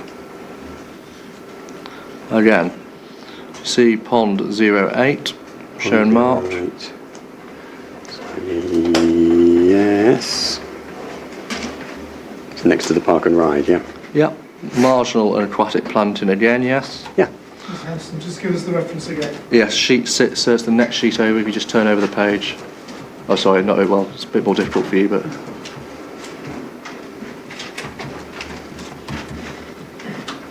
On 8. That's right, sir. Marginal and aquatic planting, yes. Mm-hmm. Tree planting, yes. Mm-hmm. New native woodland planting as well. Mm-hmm. All of that is habitat suitable for the bats, yes. Yes, it will potentially be used by them. I mean, I'm not suggesting it'd be a bit of a strange scheme if it had nothing like this anywhere along we here. can It's repeat- fairly standard stuff. And we can repeat the exercise on other sheets. I mean, if you may accept it or I can take you to it, but for example, near Coton Orchard again, tree planting, native woodland planting, new planting that is suitable habitat for the bats, yes? Yes, but this comes back to the point here is not that new planting is proposed. I don't think anyone's disputing that. Neither is anyone disputing that new planting may be used by bats. Yep. The question is the balance of losses versus gains, and by the B&G measure, the off-road section from Hardwick to Grange Road generates a percentage loss. So there's a net loss of biodiversity which uses habitats as a proxy. So that means that there will be these types of habitat creation and balancing ponds all the way along that off-road section. But what the metric is showing us is that they don't outweigh the impacts. And they will all be within the 6 kilometre sustenance zone, won't they? Yes, but Yeah, Ms. Reason's point, let me just be clear on this. Ms. Reason's point was that the B&G delivered either parity or a net gain for bats in terms of bat foraging habitat. But she clearly hadn't interrogated the B&G figures in the way I had, which show that actually that's wrong. And what your interrogation gives us is the headline figure. It doesn't give us a breakdown on habitat that the bats use now and habitat that the bats will use in the future. You don't give us that breakdown, you just give us the headline, Well, don't you? I'm doing the same as Ms. Reason, which is Ms. Reason says that the B&G calculation gives her comfort that there won't be a net loss of bat foraging habitat. All I've done is show that by the same methodology, that's wrong. Well, it's not. She's absolutely right to say that, having regard to the planting that's suitable within the sustenance zone that we can see, and having regard to her own analysis in her appendices showing a before and after habitat assessment. That's right, isn't it? Well, her appendices looked at the whole scheme, for starters, not the off-road section. So maybe that's why she came to different conclusions, because my analysis looked at the off-road section, and there you end up with a net deficit in terms of biodiversity score, including all of this planting that you're taking me to. And therefore, to compensate for that, there needs to be an off-site solution. And all that the applicant has said about an off-site solution is that it will put it somewhere that's out of reach of the Barbastales. So just to be clear, when you give your evidence on whether or not the habitat created subsequently is adequate, that is on the basis of the off-road section only, not on the whole scheme, correct? Yes, I've looked at the off-road, because obviously with the CPPF scheme, those elements of the on-road parts of the scheme and any planting or ponds that go with that would arise in any event. And therefore you've not considered other, for example, the park and ride, which is not part of the bit you've considered, is it, the park and ride? Yeah. So you've not, for example, considered the bat suitable habitat that I've just shown you for the plan at the park and ride? No, you've got to compare like with like, Mr. Henderson. So what I've done is we've snipped the GCP scheme from the point at which it leaves St Neots Road to the point at which it arrives at Grange Road, and we've said, let's compare, if we don't do that and we do the CPPF scheme instead, which gives you a better score using the B&G metric. And it is, by orders of magnitude almost, the CPPF scheme. But of course- And that applies to bat foraging habitat as much as it applies to intrinsic habitat quality. But of course, the core sustenance zone isn't limited to that part that you've snipped out, is it? I think all of it is within the core sustenance zone, which is around about 6 kilometres. So you're easily going to get to the park and ride within 6 kilometres, aren't you? Yeah, but that's going to if you're relying on that for your bat compensation, then that's going to arise in the CPPF scheme in any event. But that is an example of where there is provision outside of the area that you've assessed that would be suitable habitat for the bats, correct? So That's correct, isn't it? Before you caveat, that's correct. we've not looked at the area where that would happen in any event with the CPPF scheme, because we've chosen to take that at face value. Now, if you're saying that whatever habitat compensation and new planting is delivered between the start of the scheme and the point at which it leaves St Neots Road compensates for what we've quantified as net loss, then we would need to do an exercise in seeing whether that's right. But I very, very much doubt it is. But we've looked at it on a stream-wide basis. Just go back to Miss Reason's slide. Just look at the park and ride. In the green highlight, bat foraging habitat specifically delivered in that part of the park and ride that I've shown you, isn't it? Well, she's counted it as bat foraging habitat, but that would arise with the CPPF scheme. So I'm not quite sure what your point is. My concern and focus and our assessment is the section, as I've said several times now, between St Neots Road, where the scheme leaves the road, and the point at which it arrives at Grange Road. Let's say you look And that is a net loss. Let's say you look at your SNP and you go below your headline to a calculation you've not done, and you work out that there's a net loss of bat foraging, and you don't know that, but let's say there is, okay? Well, I have done that, and there is a net loss. You've not presented the bat-specific habitat comparison, have you? You've just presented the headline. Well, I've used the same methodology as Ms. Reason is using to say that there isn't going to be a net loss of bat foraging habitat. Let's assume in that specific SNP there's a loss of habitat that are suitable for the bats. What you've not then gone and looked at is to say, well, for example, I referenced this slide, but actually within the sustenance zone, at the park and ride, some bat foraging habitat shown in the highlighted green has been put in. You've not then subtracted that from your net loss to work out whether on the stream as a whole you need to go off-site, have you? No, because the calculation that's presented for the entire scheme comes up with an output figure of plus 4%. It actually, I mean, Ms. Reason's wrong even if you take that calculation on its face value, because actually there's a net loss of minus 15% of hedgerow units. Now, hedgerow units, as we've heard throughout this inquiry, whenever we're talking about bats, are of vital importance to bats for commuting, foraging, and what have you. The net position on GCP's own biodiversity net gain calculation is that there will be a minus 15% net loss of hedgerow habitat from the scheme. Now, Ms. Reason may come up with a different methodology with whatever numbers those are to say that actually it's going to be fine, but what the B&G methodology comes out with, and what she explicitly referred to as giving her comfort that the bats were going to be okay, is actually a net loss of hedgerow habitat and a marginal plus 4% result for the whole scheme for area-based habitats, which my corrections show is wildly wrong. And at the end of the day, whatever your concern is about this, end of the day, it doesn't change your position. No adverse effect on integrity for the bats, does it? Well, that's to do with the SAC, which is the absolute tip of the iceberg of the assessment that's actually relevant so here. In terms of where this actually takes us, it doesn't take us anywhere, because at the end of the day, on the key test, it's the same agreement. No, that's no not. Adverse effect on integrity. That's not right, Mr. Henderson. If you want to make this solely about the SAC, and it looks to me as if Natural England have pretty much done that, then yes, we arrive at a conclusion of no adverse effect on integrity. If you want to then go to the next logical stage of assessment, which is to say, is there an impact at a lower geographical level? Is there an impact locally? Is there an impact at county level? Is there an impact on the fecundity of the local barbastelle population? You have to revisit all those points. You can't just say, because there's no adverse effect on the integrity of the SAC, everything else below that is fine. That's an absolute nonsense way of approaching EIA. And then finally on this, and we'll move on to a different topic, when we go to your proof of evidence, please, and we look in your the section that you deal with this specifically, So back to your proof of evidence, please, if you have it open. Yes. You deal with this in your section 6, please. Starts on your page 33. Yeah. And if you move through to your conclusions, please, at the end of that section.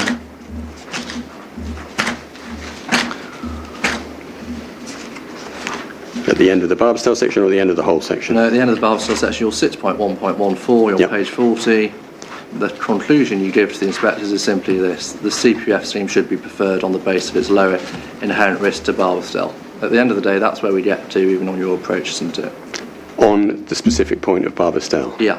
And that is accepted by Ms. Reason, that we have a lower intrinsic risk. And what you don't say is that there's any unacceptability about our scheme standing alone, do you, in respect of Barbastell? You just do a comparative analysis and you leave it at that. I haven't tackled the compliance of this scheme on the specific point of Barbastell, but I've expressed concerns about the robustness of the EIA on that point. The conclusion I reach here is the relevant conclusion, is that because our scheme has a lower inherent risk to Barbastell, isn't reliant on mitigation, application of the mitigation hierarchy would compel you to prefer our scheme. That's fine. Because it avoids those risks and avoids those impacts. We'll deal with the mitigation hierarchy probably after the break. So if you want a mid-afternoon break, that's an appropriate time.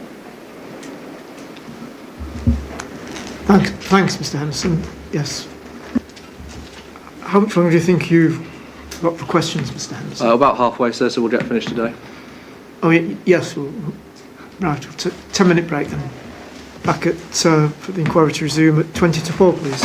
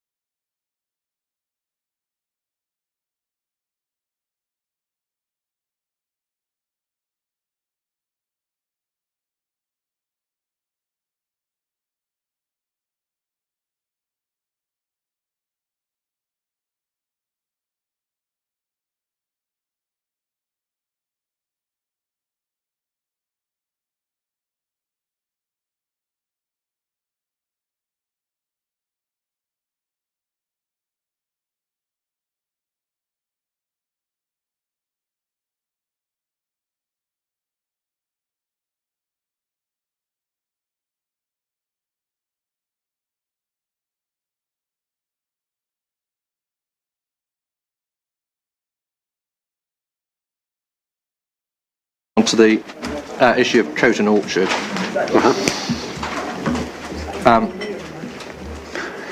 Can we pick up, please, your proof of evidence and look at it's PDF page 111. It's your appendix at DW5, the description of the traditional orchard.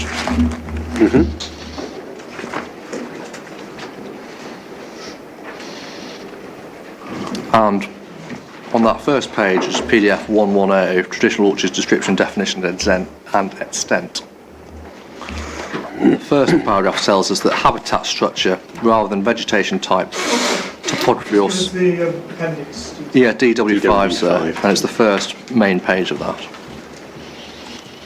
Yeah, thanks. Habitat structure, rather than vegetation type, topography or soils, is the defining feature of the habitat. We then get the description, and then we get on the next page the UK HAP definition. Well, let's just work through that, please. Traditional orchards are defined for priority habitat purposes, so just pausing there. This is a specific definition for the purposes of identifying priority habitat, yes? Yes, although I think it needs to be read along with the background and explanation to the definition. Yeah. As groups of fruit and nut trees, so the first question is always, are we dealing with groups of fruit and nut trees, yes? Not some other types of trees. Yeah. Planted on vigorous rootstocks, so pausing there, the second factor we've got to think about is, are they on vigorous rootstocks, yes? It's a consideration, yeah. Well, no, it's part of the definition. Groups of fruit and nut trees planted on vigorous rootstocks, not planted on any other type of rootstock. These are ones which are planted on vigorous rootstocks, aren't they? I don't think they always have to be. I think you can certainly have a traditional orchard that is a combination of trees on vigorous rootstocks and trees on dwarfing rootstocks. Well, there's nothing in the definition here which makes reference to dwarfing rootstocks, is there? It says specifically vigorous rootstocks. So we've got to identify, are these fruit and nut trees planted on vigorous rootstocks, correct? No, I think you have to look at all of the criteria. So fruit trees of varying age structure with an abundance of standing and young trees and newly planted orchards that are managed in a low intensity way, this is on the next page by the way, are included in the definition. So that's qualifying comments under the background explanation to definition. So I think taking just the paragraph at the foot of the page that you've taken me to is not the complete picture. I think it's quite a loose definition. And at the end of the day, you have to remember what its purpose is. Its purpose is to identify and afford kudos and protection and status to the more biodiverse orchard representations in the country as against the ones that aren't worthy of priority habitat status. So simply fixating on a single criterion and saying that that is determinative is not, if that was the case, then it would just be those 3 lines and not three, 4 pages worth of... Well, what we have in those 3 lines is the definition. The definition doesn't continue over. We get a background and an explanation to that, but the definition is what is contained in those 3 lines, clearly indicated by the subheading which precedes it, isn't it? Well, I would say that you have a dichotomous definition here. You either end up with traditional orchard or you end up with intensive orchard. So you need to consider all of the criteria that make an intensive orchard as well as all the criteria that make a traditional orchard. Right. And there will be some that overlap. I mean, it says itself, there is some overlap of density of planting with intensive orchards. That's a few lines above that. So a density distinction is not always useful on its own. So that is fully recognising that the description and the definition is subject to a certain degree of fluidity, and at some point you have to take a step back and apply common sense. Is it a traditional orchard managed in a low intensity way? Has it been there a long time? Does it have trees with deadwood features that are likely to be important for invertebrates? Does it have high invertebrate interest? All of those are characteristic features of a traditional orchard. Does it have herbicided strips? Are there dense rows of machined and herbicided strips? No. Well, that looks like an intensive orchard. It's when you take it in the round, the distinction is quite clear. When you decide to fixate on a single criterion, you can end up going down a bit of a rabbit hole. This definition doesn't create a dichotomy between traditional orchards and intensive orchards. It simply explains what is a traditional orchard, and the question is, do we have something that meets that definition? Yes? Yes. Right, if we keep reading, I dealt with rigorous rootstocks at low densities, so that's the next factor. Are they groups of fruit and nut trees on rigorous rootstocks at low densities, yes? Okay, but then I'll just take you back to the qualifier that is in the definition that says there is some overlap of density of planting with intensive orchards, so a density distinction is not useful on its own. So, It's not within the definition, that is in the description that supports the well, definition. why would it be there if they didn't think it was relevant? The definition is in those 3 lines, and in terms of what it means by low densities, we can agree we get some explanation as to what that is. If you turn over the page, if you look at the 6th paragraph, it starts planting density, do you see that? Yes, yeah. And when we're dealing with apple, pear and cherry, this will usually be less than 150 trees per hectare, approximately 8 metre space in between the trees, you see that? Yes, although elsewhere it says that traditional orchards can vary. Actually, the previous page, 2nd paragraph, spacing of trees in traditional orchards can vary quite widely from circa 3 metres in some plum orchards to over 20 metres in some large pear, perry and cherry orchards. So again, density is not necessarily determinative. But in terms of identifying low density, the specific guidance for apple trees is on that next page. The clear explanation to the definition, that's the part that I took you to, isn't it? This will usually be less than 150 trees a hectare, approximately. I mean, it's littered with qualifiers, and quite rightly so, because nobody that was creating these things 100 years ago or 200 years ago set out to ensure that their density fitted a particular definition. And the next part of the definition after low densities, these are trees which are in permanent grassland, yes?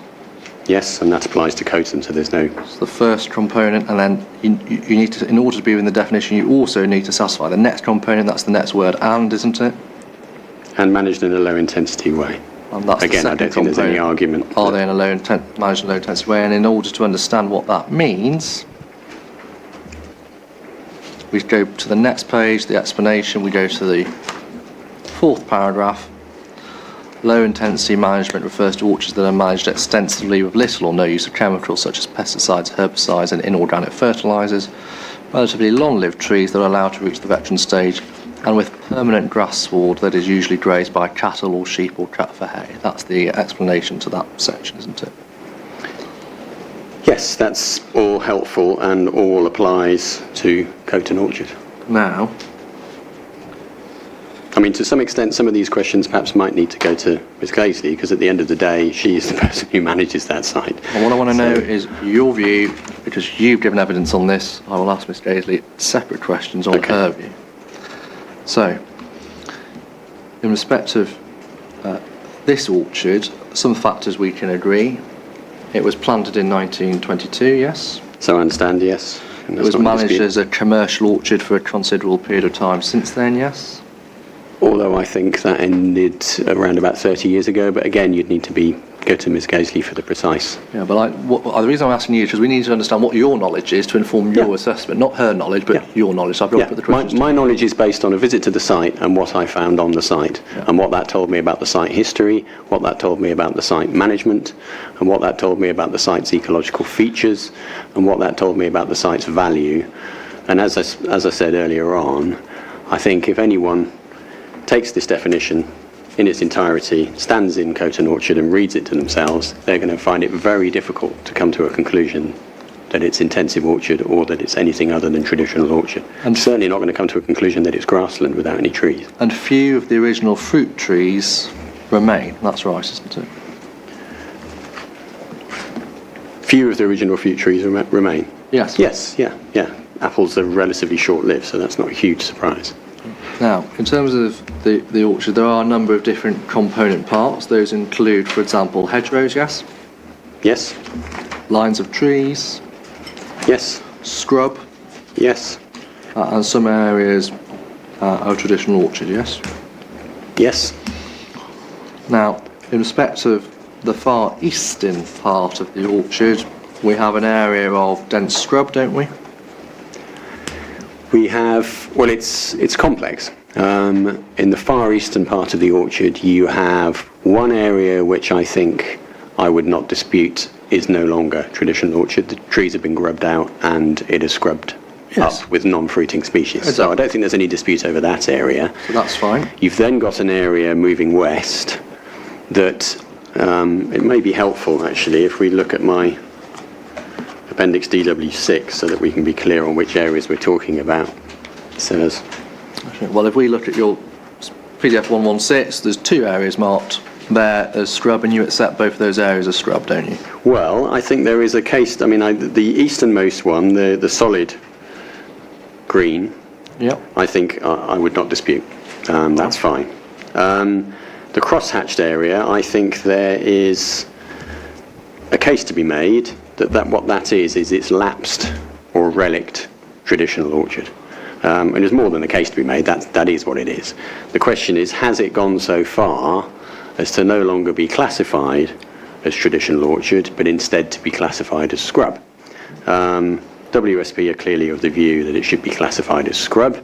Yep. I think I would want to spend a bit more time in that area before I agreed with that conclusion. But it's certainly either traditional orchard or scrub. So you've not had sufficient opportunity to make your mind up one way or the other, have you? No, and I've said in my evidence that there is an argument to be had about that area. So, sorry, just to help me, can you just clarify in reference to the plan which area we're talking about? So if you go to my Appendix DW6, you will see that the order limits are kind of coloured. This is from WSP's UK. This is the first page. I'm looking at drawing DW61, or is that the wrong? That's the one, yeah. Yeah, image 1 at DW6. So no dispute on the solid green. The black hatched area, you've not had sufficient time to determine one way or the other. Yeah, just to be clear, to ensure that Mr. Underwood's with us. Yeah. I think I must be looking at a different. like- Right, sorry, I'm looking at that one. That's what I No. see that, so. No thanks. I think you need to keep turning.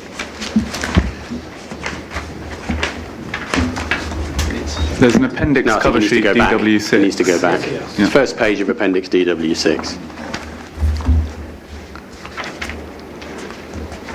So this is WSP's habitat mapping. And just to be clear, Got it. yeah. That's Yes, the one, yeah, that's the thank you one. very much. So just to be clear, at the eastern end, there's that large block of yellowish green with a crosshatch. That's outside the orchard. So what Mr. Henderson and myself have just been discussing starts west of there with the little block of solid green, which I'm comfortable is not traditional orchard. It's been Scrub. rubbed out. It's now scrub. The next section to the left, the black crosshatch, crosshatch, you yeah. can't say one way or the other, you've not had sufficient time.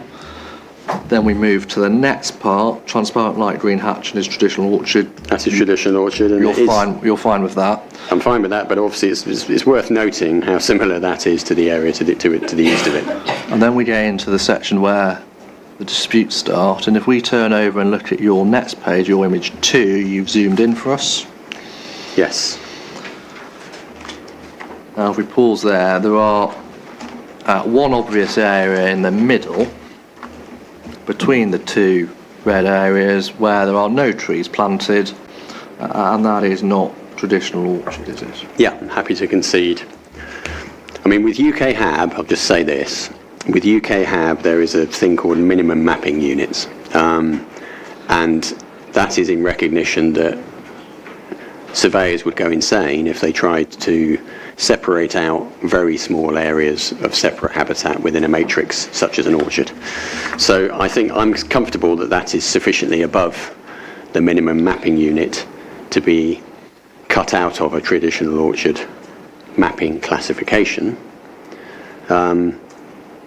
But when you go to the areas where there are residual orchard trees and expanses of grassland, I think it gets a bit more tenuous as to whether you can, where do you stop effectively? Do you start taking out the areas between the rows of trees and saying that they're not traditional orchards? So there has to be a degree of common sense applied, but I'm happy that that central section that you just mentioned, just to the west of that dense green tree line, that narrow section there, doesn't have any trees in and therefore should be mapped as other neutral grassland. And if we look at, there's the other area to the further to the east of that, beyond the other side of the eastern side of the second red box, again an area with no trees in.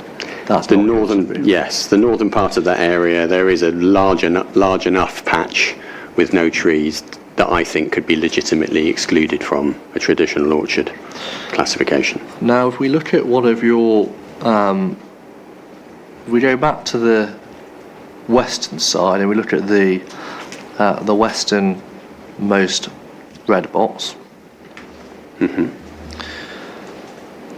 the land to the left of that, to the west, again, is an area that you think is traditional orchard, don't you?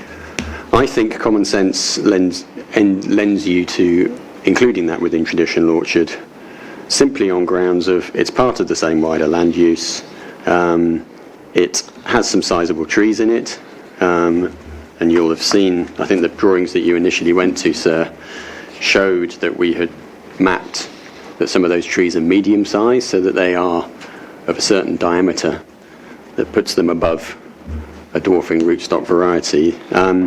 I think what's actually happened with some of these areas, and again, Ms. Glasley would be the fount of all knowledge on this, is that trees that might have been planted on what were thought to be dwarfing rootstocks have ended up surviving an awful lot longer than those types of trees survive, in which case they're now developing into larger, more mature trees, particularly if the management of them has lapsed as well. So this fixation on dwarfing rootstocks is a difficult one for this particular site because some of these trees have far outlived the normal lifespan of dwarfing rootstocks and are now becoming sizable trees in their own right, even though they were originally planted on dwarfing rootstocks. So, just to complete the point, some of these trees date from well before 1999. That can be confirmed by looking at aerial photography. Dwarfing rootstocks are normally expected to last about 10 to 15 years. So you have a lot of trees on this site that may originally have been planted on dwarfing rootstocks, but have now lasted a good 25 years and are developing significant stature. Even if they are still remain fairly small, they have a deadwood component and they fit all of the other relevant biodiversity value criteria of a standard traditional orchard. So it's another illustration of where you can either take a contrived approach where you try and find reasons not to designate it as a traditional orchard, or you can take a common sense approach, look at the definition in the round, stand on the site and go, well, of course this is a traditional orchard. It's managed in a low intensity way, it's got veteran trees, it's got lots of trees with deadwood, it's been here a long time, it's got a permanent grassland floor. Tick, tick, tick, tick, tick, tick, tick. Look at the second box, please, on the eastern side. Again, if you look adjacent to that, so the western side of the eastern box, there's a similar area, and you also take the view that that area is traditional habitat, a traditional orchard, don't you? Yes, it's got a combination of dwarfed and larger trees in it, and some of the larger trees in that area are approaching or equivalent to the same stature as the ones within the red box. Pick up Mr. Ellis's rebuttal proof of evidence, please. Okay.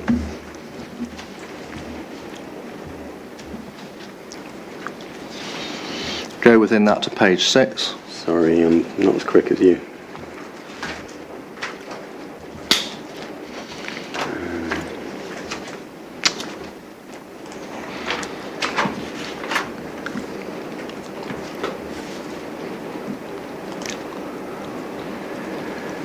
Mr. Ellis rebuttal. Correct. Sorry, I've gone to the Coat and Orchard one. Sorry, rebuttal to us, not Coat and Orchard.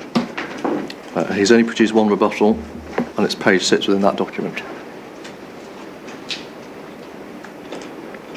Are you there? It's not actually true. He's produced 2 rebuttals, but yeah, there we go.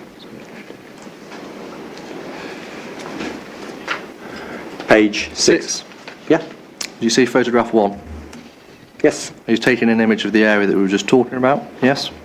You accept that's where the image? Yes, although it's unclear actually, because I think he's included a typo in here. Is either the photo's in the wrong place or the description of the photo's in the wrong place, because he says at 3.1.14 above, photograph 1 below displays the west boundary of the left-hand parcel looking north. Yeah. I think he means the west boundary of the right-hand parcel, because that's where that actual image is taken. Which is obvious from 3.1.5 when he talks about the right-hand red box. So we know we're dealing with the right-hand red box. It's not obvious from that, but yeah. Well, we know where we agree that's where we're looking at, yes? Yes, I think so. Right, Yeah. so- Yeah. It's unclear, but my recollection is that that's the tree line on the left with the grey alders, and that in the foreground, yes, it's that central area, and then to the right you've got the larger specimens that they've included as traditional orchard. Yeah. Now, if we start on the right-hand side, the row that we see that enters at the top of the frame and continues on, that is essentially the western edge of that right-hand box, and that is part of the traditional orchard habitat, yes? That's part of the area that WSP accept as traditional orchard habitat. And I would just, while we're here, I'd flick back to image 1 on my proof page, or appendix DW6, and just ask it to be noted the similarity between the tree sizes that are visible in the right hand of that image and are visible on the plan in the right hand red edged box, and the tree sizes to the east of there. So Mr. Ellis has chosen to take a photo to the west of that red box, but if you take a photo to the east of that red box, you will see that there are a lot of trees of pretty much the same size as the ones within the traditional orchard. And equally, if you go further west, towards the western edge of image 1, there's a whole load of additional trees of a similar size and stature, which have again been excluded from the traditional orchard inclusion. Focus on the photograph 1. Yep. The tall trees on the left-hand side, they are not fruit trees. They make up a hedge running north-south, and they are not part of the traditional orchard habitat, are they? They are a line of grey alders, if I remember correctly, so no, they're not fruiting trees. Right. So then the area in dispute is that which lies between those trees on the right-hand side and those non-fruiting trees on the left-hand side. The area in dispute in this photo, yes, yeah. Yeah, that's what we're focusing on. And when we look at those trees which are in that area of dispute, they are notably smaller in height than the trees on the right-hand side within the area that WSP have indicated is traditional orchard, aren't they? That's correct, that's self-evident, but it's also notable that their spacing is probably around about 3 or 3+ metres Exactly. from each So other. less than 8 metres, aren't they? Well, between those trees? Depends. Those two on that first row that you can see, those two in the middle distance, they probably are approaching 8 metres apart. Well, the two trees immediately in front of you, as you look at that photo, that's not 8 metres between those two trees. No, that probably isn't 8 metres, but is that how we're going to approach the definition? Nor is it 8 metres if you go between the two rows, is it? Between the two rows? That you can see there, that's not 8 metres. No. No. So in terms of low density trees approximately 8 metres apart, at least the first 3 on each of those rows that we can see there don't meet that definition, do they? So if that's how you're saying WSP have approached this in terms of saying, let's look at a scene that is to all intents and purposes a continuation of the orchard to the right-hand side, but just with younger trees, let's look and see if we can exclude this on the basis of spacing and size. Now, if you ask me, that's a completely wrong-headed approach. A minimum mapping unit you referred to, that is 5 metres squared, isn't it? It's about 25 square metres, yeah. Yeah, 5 metres squared. Yeah. Yeah, and that would include, for example, the 6 trees that I've just pointed you to there, wouldn't it? As a minimum mapping unit. As a minimum mapping unit, yeah. And therefore, if you're applying a minimum mapping unit scale, and as you seem to suggest earlier, that was one of those units that you would exclude because they are small trees, not at a low density. No, that's not how minimum mapping unit works. No, you would define that as an area that's characterised by some dwarf trees, but obviously they've been there a long time. They've been there 25 odd years, so they're actually gaining in stature. It's not going to be that long till they start to represent the trees on the right-hand side, as long as they survive that long. Minimum mapping unit is a UK HAB definition that basically determines. So if you were to squeeze your 25 square metres into a line, you could suggest that that area to the right, that open area of grassland, should be excluded because all of that is just grassland. It's got no orchard trees in it. But that would be a completely wrong-headed approach. And what we have, if we look at those trees that I drew your attention to, in the middle, the disputed trees, they are not on high rigor rootstock, are they? Well, you'd have to ask Ms. Glazley, because I don't know for certain, but what I do know is that those trees have been there a long time. They've been there longer than you would expect dwarfing rootstock trees to last, and therefore there is a question mark over how much weight you put onto the mere fact that they may have originated from a dwarfing rootstock. But again, you'd have to seek clarity from Ms. Gaisley because she has the history. So just when we step back and look at these trees in light of the three answers you've given to me, and we apply the definition, you don't know if they're ombigerous rootstocks. They're not at a low density because they're planted closer than the 8 metres apart. That is they are at a pretty low density. I asked you about the density. No, Mr. Henderson, look, common sense has to come into play here at some point. Let's go back to Appendix DW6 and the two images that are on my page 3 of Appendix DW6. Look at the top image.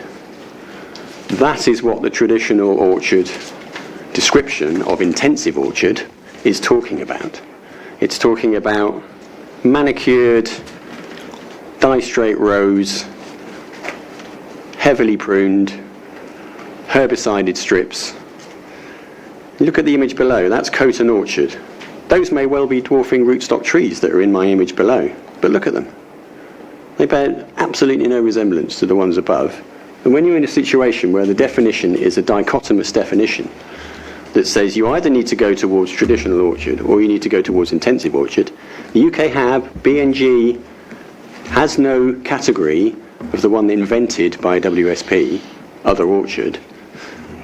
You either have to arrive at traditional orchard or you have to arrive at intensive orchard. You don't. Intensive orchard is above. Coton Orchard, traditional orchard, is below. Go back to your DW6. Yep. Go to the definition. You work out whether you're traditional habitat by applying that definition, correct? Sorry, say that again? You work out whether you're dealing with a traditional orchard by applying that definition in the You apply the definition in the round. Yeah. Now, that definition... Mr. Henderson, I've surveyed more orchards than I care to think.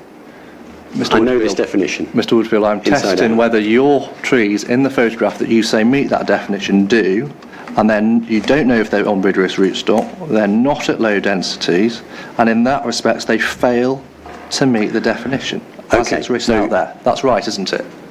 They fail to meet two of the criteria within a very broad set of criteria about what constitutes a traditional orchard. Exactly. Habitat structure, management, they are the defining characteristics. We're talking about low intensity management. We're talking about a structure that's dominated by fruiting trees over permanent grassland. You have to really, really work hard at the definition, and perhaps that's what you want to do. I mean, I'm not disputing that someone who is minded to try and not find this to be a traditional orchard can pick out a few choice bits from the definition, latch onto those, and come to a conclusion that it isn't traditional orchard. I'm just saying that's not robust, it's not defensible, and it makes no ecological sense whatsoever. Because I go back to my point, stand in the orchard, read the definition, and only someone who is approaching it from a highly prejudiced point of view can come to a conclusion anything other than the majority of that site is traditional orchard. I've outlined the areas that I think are disputable, but the majority of that site is clearly traditional orchard and has been managed that way. It has a checkered past. I know that. There's been periods in time when it has been managed on a commercial basis, but that's lapsed, and for the last few decades it's been managed in a traditional way. And what your answer indicates is that in your view, you can miss two of the component parts of the definition and still be within traditional orchard. Yes, you absolutely can. And that is directly contrary to the words that are clearly set out, where it's a multi-component definition on a cumulative basis, as set out in those 3 lines, correct? This is not... So, okay, contrast this habitat definition to the condition assessment criteria that you have for biodiversity net gain habitats. They set out prescriptive criteria which you either pass or fail on. This doesn't do that. That is in recognition of the fact that this is a nuanced judgment. And I go back to the same point that I keep coming back to. You apply common sense, and common sense can only really end up in one destination. Now the next point, dealing with your approach to this definition, is neither in this definition nor anywhere else in this document is a dichotomy between two categories of traditional or intensive orchard set up. That is not in this document, is it? No, it totally is in this document.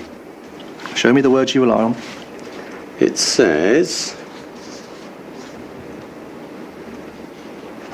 If it's an orchard, No, show me the words you rely on. okay, give me some time. Low intensity management refers to orchards that are managed extensively with little or no chemicals, blah, blah, blah. You end up with traditional orchard. In contrast, intensive management refers to orchards managed to maximise fruit production, including several of the following management practices, blah, blah, blah. It doesn't say there's a third category. It doesn't create two categories. It simply explains the difference between low intensity management and intensive management. It doesn't create a category of traditional orchard and a category of intensive orchard, does it? It does, It because simply explains what it means by low intensity. I'm sorry, Mr. Henderson. I think we're departing from common sense here. All I can ask says that you read the definition and make your own minds up as to whether there is somewhere buried in here a reference to something called other orchard, which can be input to a biodiversity metric as grassland, where you disregard the fact that it's covered in trees. Because the law... Or whether this definition defines Yes. two options. I think, Mr. Henderson, we've probably heard sufficient about the definition now. Well, there's only one more question I'll ask. Is it all right? Well, that's fine, sir. And the question is quite simply this. There is nothing in WSP's work reference to other orchard to indicate that there is a different habitat type. They are simply using that term to distinguish that this is some habitat which is not traditional orchard but has some other characteristics falling short of the definition that you might recognise as an orchard.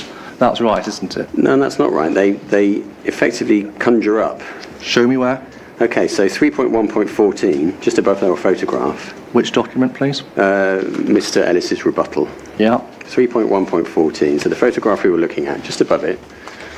Photograph 1 below displays the west boundary of the left-hand parcel looking north. The higher vigour rootstock trees, traditional orchard, are on the right view, and dwarf trees in the centre of the image, other orchard, in brackets. So it's saying that there's a category called other orchard. Yes, and to understand what that means, go back to CD 11105, which is TR5, the ecology report.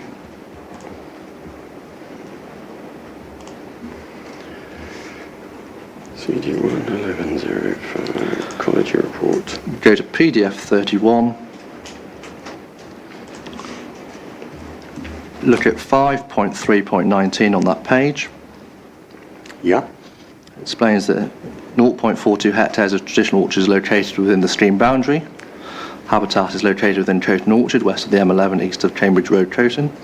Coton Orchard contains a mix of hedgerows, lines of trees, including poplar, shelf belt at the eastern boundary, scrub, traditional orchard, and a large expanse of formerly intensive orchard, hereinafter referred to as other orchard.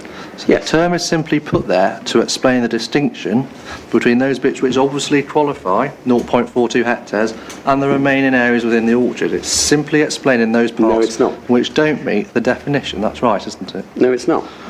Herein referred to as other orchard, where, Mr. Henderson, can I go and find other orchard defined as a habitat in the UK HAB classification system?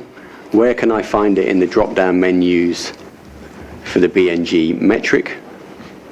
It doesn't exist. You don't need to, because it's not being used in the way you suggest. It's simply indicating those areas that don't meet the definition, but which are nevertheless within the area people refer to as Coton Orchard. It's No, obvious on the it's trying to insert a new definition, a lower value definition than the one that you logically end up at.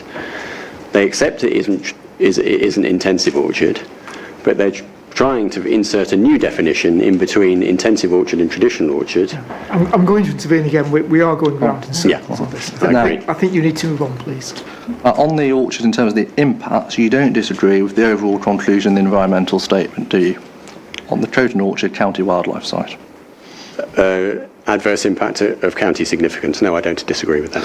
So in respect of the disagreement you have on the classification point, it goes not to the overall conclusion, the ES, it goes to the BNG calculation, correct? Yes, it's more germane to the PNG calculation and the off-site compensation burden, yes. The next... But it's also relevant to EIA standards and protocol generally, because if you can't get the classifications right, then you wonder what's happened everywhere else. The next county wildlife site is the Coton Path Hedgerow, yes? Yes. Go please to TR5, which I think you have open, CD 11105. Go please within that to PDF page. Sorry, same document, sir, 11105, report TR5, the ecology report.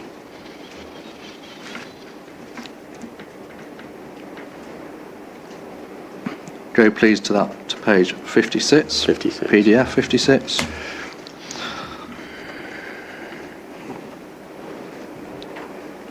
If you look please at paragraph 6.2.12 on that page, explains linear habitat feature, approximately 0.9 hectares in area, anticipated that a maximum 0.03 hectares, 50 metres in length of this CWS will be affected by the stream due to construction.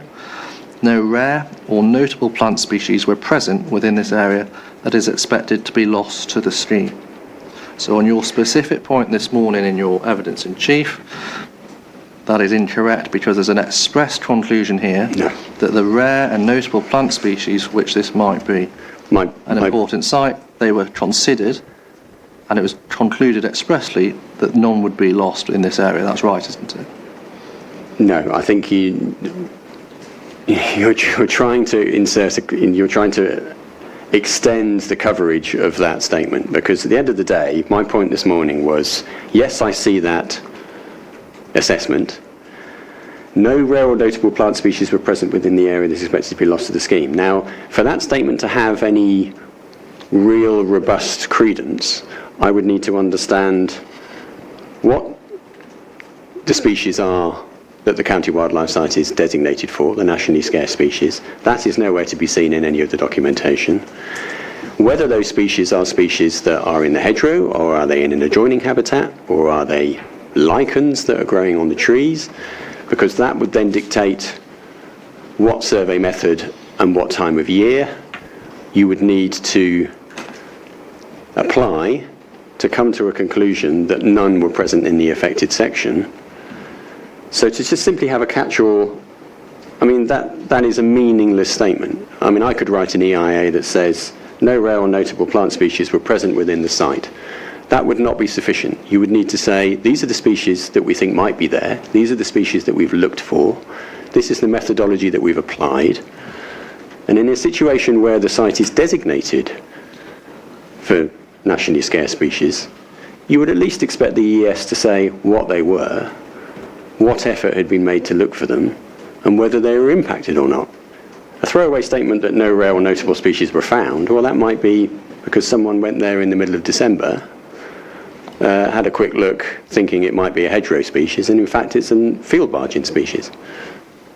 You can build no robust case on that statement. It just leaves so many gaps and question marks unanswered. It doesn't say that none were found. It says that no rare or notable plant species were present within this area that is expected to be lost. So it tells you about the effect, and the effect is none of the rare or notable plant species, and there's only two, will be lost. And that is explicitly set out in this paragraph, isn't it? Well, Mr. Henderson, if you think that's adequate for an EIA purposes, you've got a very different view of EIA to me. I mean, it's tantamount to saying no Barbastell bats will be affected by this scheme without any, well, actually, no rare bats will be affected by the scheme without specifying what bat species are present in the area, setting out all your survey methodology, setting out when the surveys were done, how they were structured, what they were looking for. So you might as well have a one-line EIA if that's going to be regarded as acceptable. And on the basis that no rare or notable plant species were present within this area that's expected to be lost to the stream, that is entirely consistent with the conclusion that the function and structure would not be adversely affected, isn't it? That is contingent on that statement having any real credibility. So it's yes, but you question the credibility of that statement. That's Yeah, right. I have no basis upon which to say whether that's a fair, accurate, precise statement or whether it's a throwaway remark. And then we move on to what you say in your proof of evidence, please. So go your proof of evidence to 5.2.8, please. 5.2.8.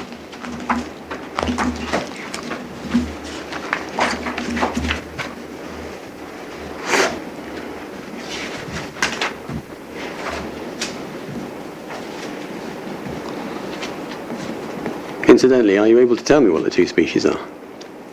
No. Turn to 5.2.8, please.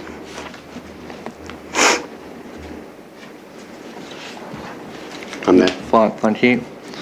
Look at your reasoning on this part. You refer to the main report of the environmental statement, and in the second sentence you say that the principle of a 1% loss threshold for significance, a long-established tenet in EIA and habitats regulation assessment is relevant here. Yes. And this significance threshold is substantially exceeded in both cases. Yes. Starting point, you don't identify any guidance document, up-to-date guidance document, which indicates a 1% loss threshold should be used in the environmental statement, do you? I don't in the proof, but I can take you to one now if you like. It's an inquiry document. Which one is that? It's the CIEM guidelines for ecological impact assessment. It's not a prescriptive suggestion that it has to be applied. Show me what you rely on. But so CIEM guidelines is CD 1805. Yeah.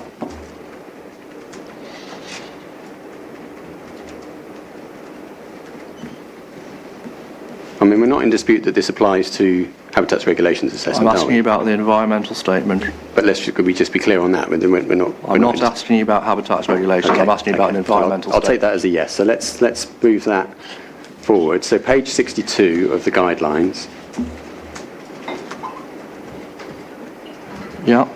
This is an example, a worked example of ecological impact assessment being carried out in accordance with the guidelines. And on the penultimate paragraph, under the heading, are you there, says? No. Yeah. No. Oh, page 62, internal and PDF of CD 1805. Yeah, that's fine. You're there. So penultimate paragraph. So this is worked example. Without application measures, it's just a population viability analysis, blah, blah, blah. It's about lesser black-back gulls. It's been agreed with the SNCO and other consultees that any impact not increasing adult mortality by more than 1% of the existing background mortality rate can be considered to be insignificant. So there is the 1% threshold used in the context of determining significance. Go back, please, to page 60 of this document. Page 60. Okay. Second subheading on this page, this is a section dealing with habitats. You see that? Yes. And the point that you've taken me to is guidance, not even guidance, an example in respect of collision mortality for birds. So lesser yes? black-back gulls, yeah. Yeah. It is not guidance dealing with the assessment of habitats relevant to the county wildlife site that we have before us. It's dealing with an entirely different issue in a different context, isn't it? Well, if you're wanting a worked example in the CIEM guidelines that relates specifically to county wildlife sites that are designated for hedgerows with nationally scarce species, then no, you're not going to find that in the guidance. But there is a worked example of the 1% threshold in action to determine significance. And I've been around the block for quite a long time now, and I've used it time and time again in environmental impact assessment, as well as habitats regulations assessment. It's a pretty well-established tenet, as I say in my proof. I want you to explain where you see that being said anywhere in this document or another document that 1% should be used in other contexts, not for mortality of birds, but for loss of hedgerow in this case or any other case. In this document, maybe not, but I can give you another example. 1%. I don't want an example, I want guidance. Show me guidance that illustrates the point. Well, Not there's an no guidance example. that's specifically in front of the inquiry, but I could probably take you to air quality guidance, which talks about the 1% change in process contribution to critical levels, background levels of nitrogen deposition. That's an example of the 1% threshold also being used in ecological impact assessment. Again, air quality, you can't give me any habitat-related guidance that establishes your 1% figure, can you? So, Mr. Henderson, you want a 1% application that's specific to, you might as well say specific to Coton Path, Hedgerow County Wildlife Site. That's not what I said. I said specific to habitat assessment, such as the two county wildlife sites we're dealing with here. There's nothing of that sort in any of the inquiry documents that I'm aware. I've given you an example within the CIEM guidance of how the 1% is used as an impact significance threshold. Yes, it's birds, but The principle remains the same. Go back to your proof. It's to do with magnitude of change, Mr. Henderson. Go back to your proof, next paragraph 5.2.9. Yes?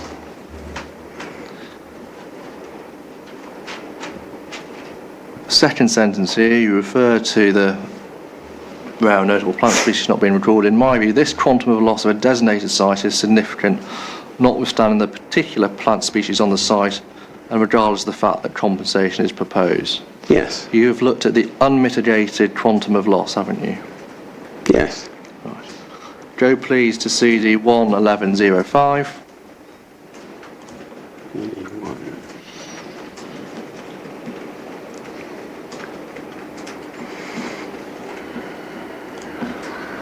And within that, go please to PDF page 89.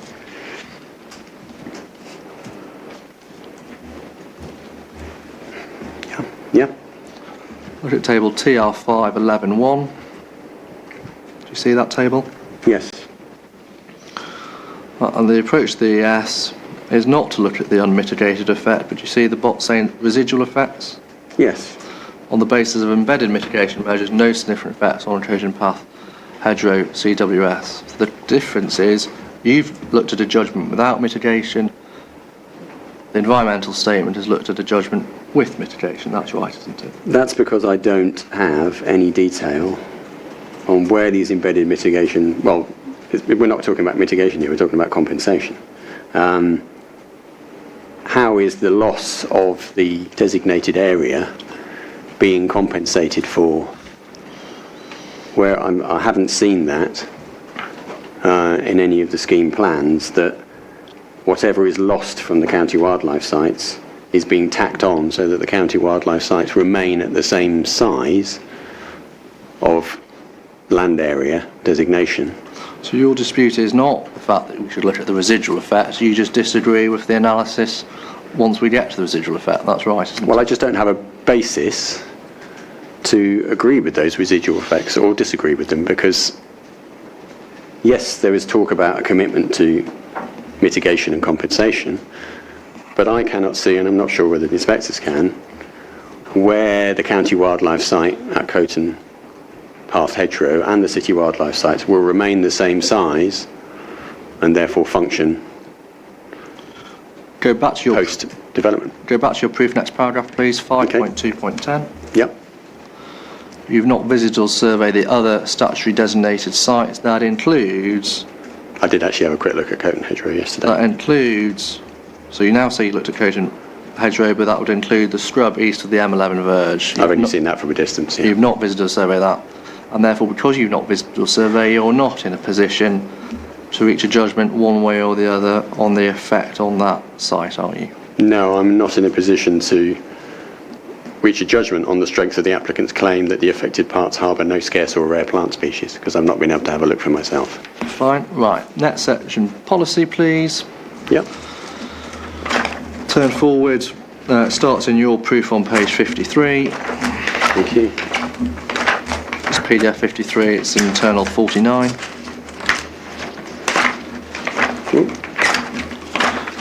Oh, sorry.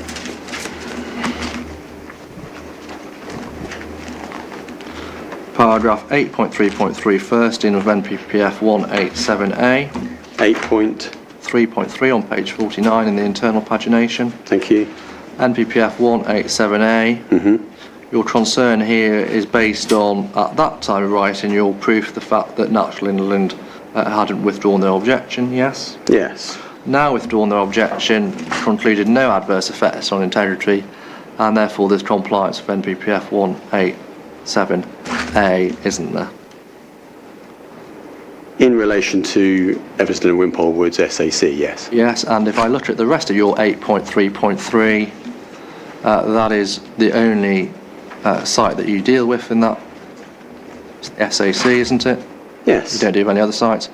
Your 8.3... No, but 187 is relevant to the other sites. Yeah, but you don't give me any evidence here to test you on, do you? No. No. No. Well, I've given you evidence previously that I don't believe that I believe those sites will be significantly affected, in which case there's a compliance problem with NPPF 187. Leave 8.3.4 because that deals with your stream. Look at 8.3.5. Maddenley Wood, triple SI, no adverse impact on that triple SI by the GCP scheme, such as to give rise to any conflict with 187A, is there? By the GCP scheme, not on the interest features of the triple SI. Thank you. No. Now we move on to 187D. And we look at your paragraph 8.3.6.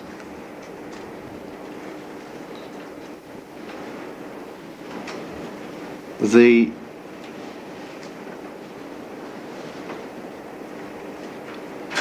first part of your reasoning here is based on a comparison, CPPF versus GCP, yeah? And secondly, you then refer to your concerns about the 10% or the 20% gain, yes? Yes, correct. But to be very clear, 187D does not require a 10% or 20% gain in order for there to be compliance, does it? No, that's the statutory. That's the Environment Act. Fine. So although you have some concerns about the specific level of gain, there will be a net gain sufficient. No, I'm not convinced. I'm not yet convinced that there will be a net gain. There are so many errors in the B&G calculation that I think it's perfectly plausible, once you've corrected all those errors, and we've found more today, you will actually be in a significant net loss position. Now, I'm not suggesting that that cannot be overturned by means of a biodiversity gain plan secured by condition that delivers off-site compensation somewhere else, but my point I've made in my evidence is that that is not particularised, that is not costed. The practicality of it has not been set out. Whether they're the appropriate habitats that meet the trading rules have not been set out. Where the watercourse units are going to go is not going to be set out. And ultimately, it's all, the only knowledge we have on it is that it's all going to be quite a long way away and of no real relevance to the Barber Stells. And the evidence that you give on that is on your clipped basis, it's not on a scheme-wide basis, correct? It's primarily a comparison between, yes, but I think on a scheme-wide basis there are so many errors in the B&G assessment that if I was to be instructed to go back and look at the first part of the scheme, I suspect I'd probably find more B&G errors there as well. Move forward please to your paragraph 8.3.7. You deal here with 193A. Yeah. Now, agreed position, no adverse effect on integrity of the SAC, compliance therefore with 193A, correct? Insofar as that relates to the SAC. Now, 193A doesn't just concern itself with yeah, but the SAC. I'm looking at your reasoning, your 8.3.8. Yeah. Yeah. While working through the component parts, the first part, you deal with the SAC, don't you? And the reasoning under 8.3.8, no, I talk about the GCP scheme will result in significant impacts. That's talking about adverse impacts at county level on Coat and Orchard, Okay. apart from anything else. Well, and the basis on which you say there's some conflict with 193A in respect of those sites, your reason here is because you say there's an alternative, namely your scheme, correct? Yes, this is about the mitigation hierarchy. But of course, if that's wrong, if your scheme's not deliverable, then your point falls away, doesn't it? Well, it becomes a matter of planning judgment. Now, the next paragraph, please, 193B. You don't assert, that's on the bottom of page 52, you don't assert any conflict by the GCP scheme in respect of 193B, do you? Likely to have an adverse impact on it? No, not in relation to the... I think neither scheme has a significant impact on that. Move forward to your page 53, please, dealing with NPPF Power 193C. Yeah. Mr. Alder, his evidence, no loss of veteran trees, not challenged by Mr. Parker. Are you an qualified arboricultural expert? No, but I contribute to the ancient tree register, so I'm pretty familiar with ancient and veteran trees. So when I read your 8.3.12, you say the GPC scheme involves the loss of veteran trees. Point 1, contrary to Mr. Alder's evidence, yes? Well, this is where the B&G is erroneous again, because it shows that the veteran trees will be retained without any detriment to them whatsoever. Mr. Alder's evidence seemed to be that the veteran trees can be translocated without any detriment, without any deterioration of their condition whatsoever. Indeed. And he said on that basis compliance 193C. Yeah. That is a farcical proposition, And to be frank. And Mr. Alder's own evidence, if I can just finish, Mr. Alder's own evidence shows that these trees are senescent, they're at the end of their life, they're hollow. I've worked with Ruskins on ancient woodland coppice stool translocation. I know what they're capable of. They're very, very good, but they will not be able to translocate those trees successfully without at least some of them being lost and probably all of them being lost. And I'm aware that there's been a note submitted by the people that Mr. Alder sought to rely on, saying that they agree with that as well. The first time I've heard that from you is today in the last 2 minutes, yes?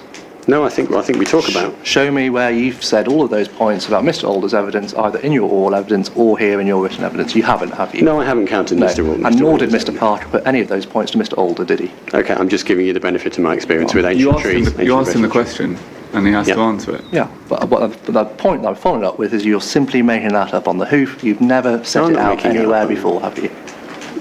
I'm giving the inquiry the benefit of my experience with ancient and veteran tree translocation. And no detail that's not relevant, then. no detail you provided to back that up, is there? I've just given you some details about my experience with it, about my experience with working with Ruskins, and basically all I'm saying is that effectively I agree with the note that's been put in that suggests that the people that are responsible for the Mulberry translocation that Mr. Alder sought to rely on also agree with my take on it. And that's a take from somebody who has no arboricultural qualifications, correct? It's a take from what, sorry? From somebody, you, who have no arboricultural qualifications, correct? I don't have specific arboricultural qualifications, but if you think I have no knowledge or experience of ancient and veteran trees, then that's not quite right. And then when we look at 193, on your basis you say that there's then a need to show wholly exceptional reasons. Yes. And wholly exceptional reasons, the footnote tells us what you have to consider in that context is where the public benefits would clearly outweigh the loss or deterioration of habitat, yes? Yes. And in that regard, you don't do that balancing exercise, do you? No, that's not for me to do. No. So when you say in your 8.3.12, the wholly exceptional reason clause therefore applies, and the GP scheme, in my opinion, the existence of a workable and far less ecologically damaging alternative in the form of the CPPF scheme means that the GCP scheme clearly fails to meet the exception test and comply with this policy, that is incorrect because you've not done the balancing exercise that needs to be done. That's No, because I think the balancing exercise follows on from consideration of the mitigation hierarchy. If you identify a significant impact, it's incumbent upon you to determine whether that significant impact can be avoided, mitigated, or adequately compensated. Only then, when you are still left with a significant residual impact, and you have satisfied yourself it can't be avoided or satisfactorily mitigated and compensated, do you engage the balancing exercise as to whether there are wholly exceptional reasons to justify that harm? I don't think I'm saying anything controversial there. And again, that depends on your CPPF scheme being deliverable, doesn't it? Yes, it does. Right. Next, paragraph 195 on your page 54, which is your 8.3.13. Sorry, you're going quite quickly. Where are we again? Next page, 54. 54, yeah. Paragraph 8.3.13. Yes, yeah, sorry. NPPF paragraph 195, complied with by the GCP scheme, isn't it?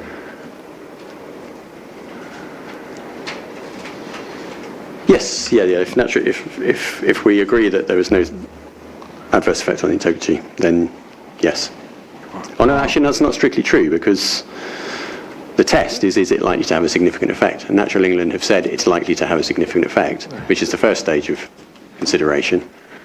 They then conclude that it won't have an adverse effect on integrity. So there's a bit of nuance there. Turn it up, please. Turn up the NPPF paragraph 195.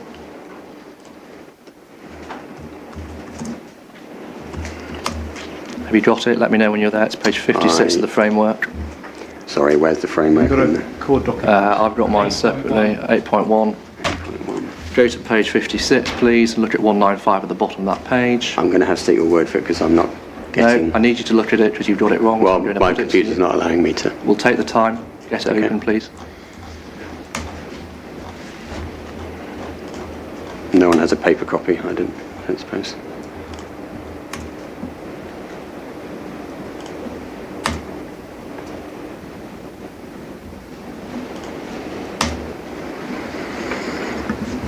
if you're still struggling, I can show Of Mr. course, Henson the that's going to screen. speed it up. That's Yeah. absolutely fine. So let me. Fine, great, thank you. Sorry. 195. Presumption in favour of sustainable development does not apply with a plan or project that is likely to have a slippery yeah, effect no, on a no, habitat site, unless... Happy to concede. Yeah. So it's wrong, the answer you just gave me is wrong, isn't it? Yeah, the answer I gave you is wrong. I've forgotten about the second part, that unless it's concluded that it will not adversely affect. No, that's fair. Thank you. Thank you very much, Mr Parker. Thank you. Sorry about that. In respect of your conclusions on local planning policy, without going through them, let's see if we can take it in stages. One of the points that you repeat throughout, and we see it, for example, just taking an example, policy 69, one of the points you repeat throughout is natural inlands maintain concerns. Yes. And of course, every time that's repeated, the position's now moved on. Yeah, the position's changed, yeah. And therefore, those concerns that you repeat are not a basis on which there's a policy conflict, correct? Yes, although, again, I repeat that it would be nice to see the statement of common ground, because all we've got is a position statement from them. But yeah, on the basis of that position statement, then you're right. And the second point that repeats throughout, and again, policy 69 of the Cambridge Local Plan illustrates this, is you rely on the CPPF scheme to suggest there's a less harmful alternative and therefore policy conflict on that basis. But of course, every time you repeat that argument, it is dependent on your scheme being deliverable, isn't it? Of course it is, yeah. Thank you.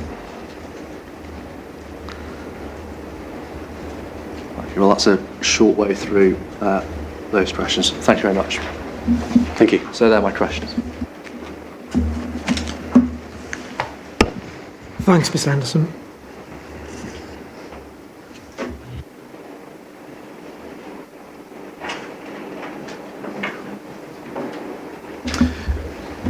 I've just got a few points, mainly of clarification.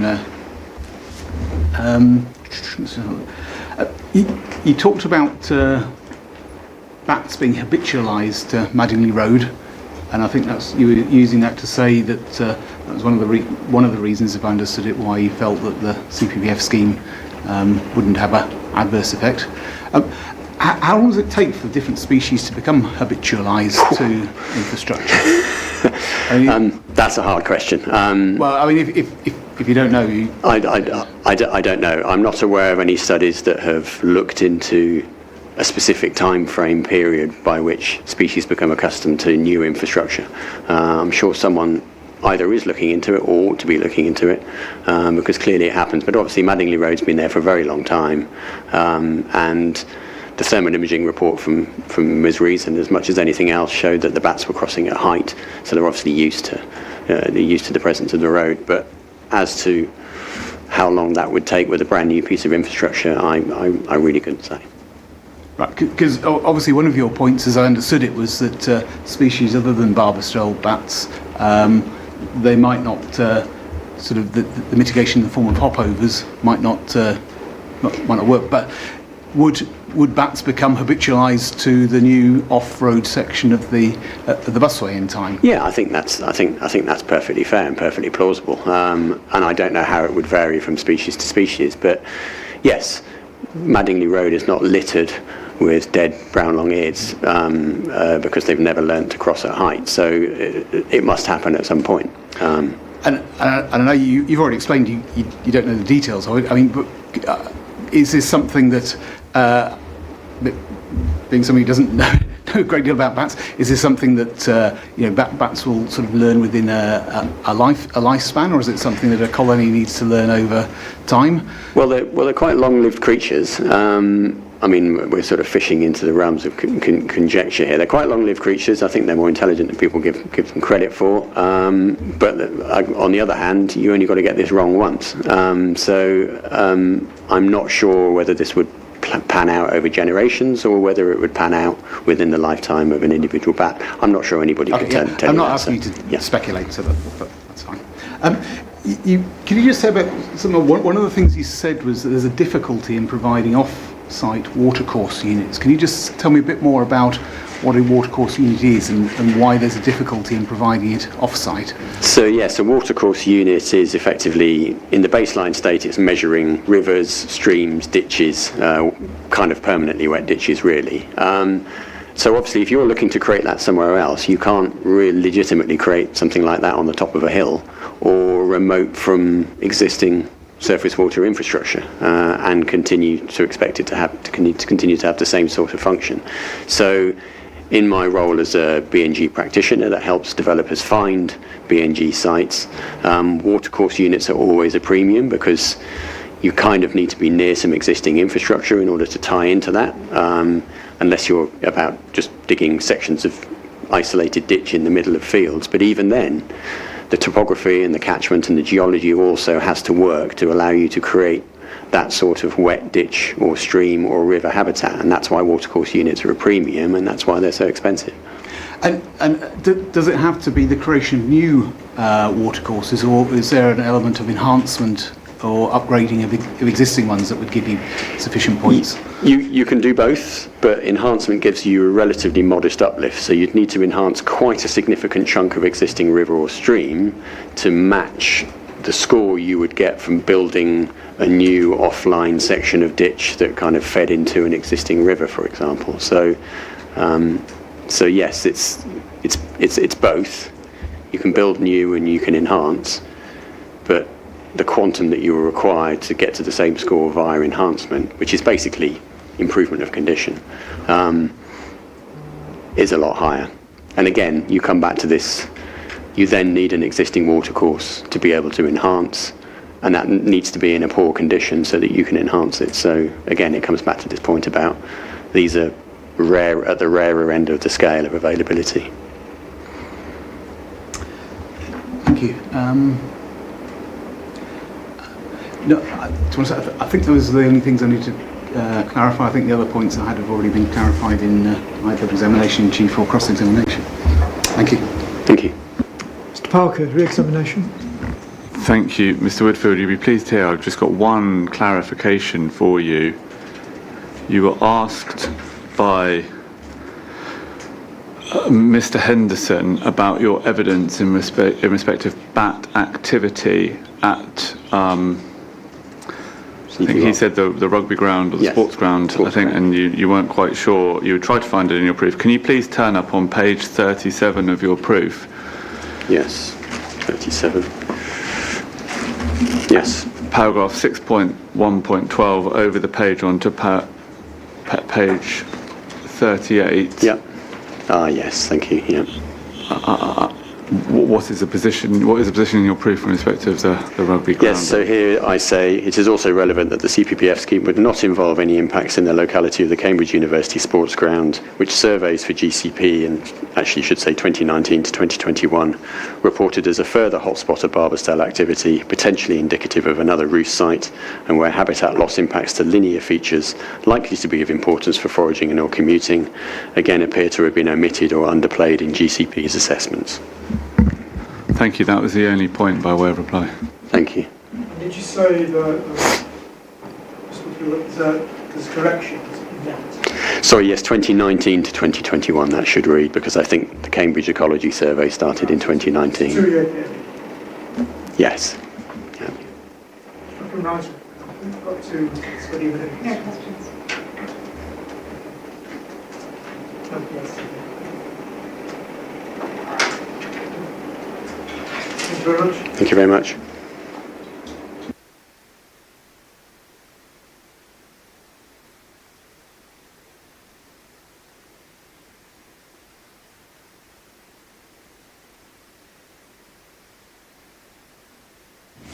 Today, Mr. Parker, Mr. Littlewood is...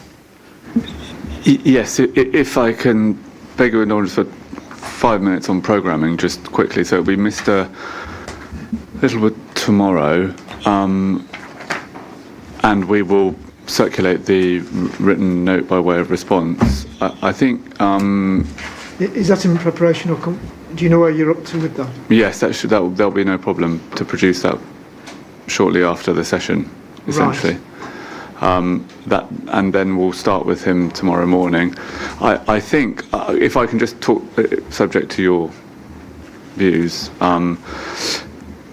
Just because we have Mr. Woodfield and Mr. Ellis here, on the programme at the moment, they're listed as, well, there's some potential for Mr. Ellis to start tomorrow afternoon. I think, from what I understand with discussions with my learned friend, that's unlikely, and if that's the case, then I'd like to be able to release Mr. Woodfield for tomorrow rather than have him hanging around all day until the end of the day. The only thing I would flag, I know there was a question as to whether Mr. Kelly was going to give evidence or not on Tuesday, because if we don't get through Mr. Ellis or any part of his evidence tomorrow, then he'll have to tip into Tuesday. But I think that would mean Tuesday would be looking quite tight, and I'm only available on Tuesday morning on Tuesday morning.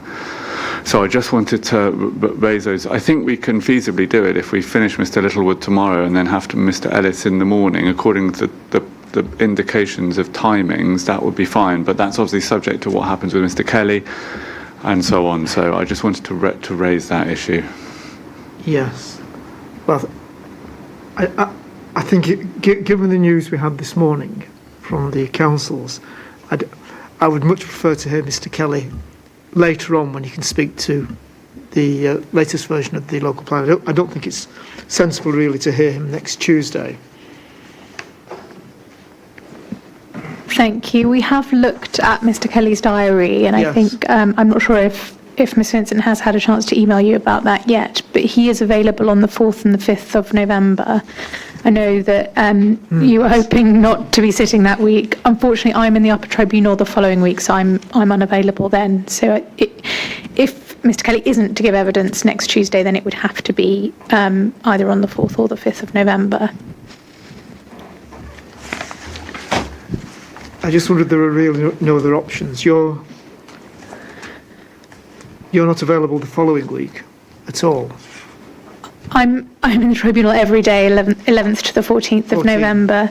There's the 18th and the 19th, but they're currently set aside for site visits. Yes, we're at the end stage.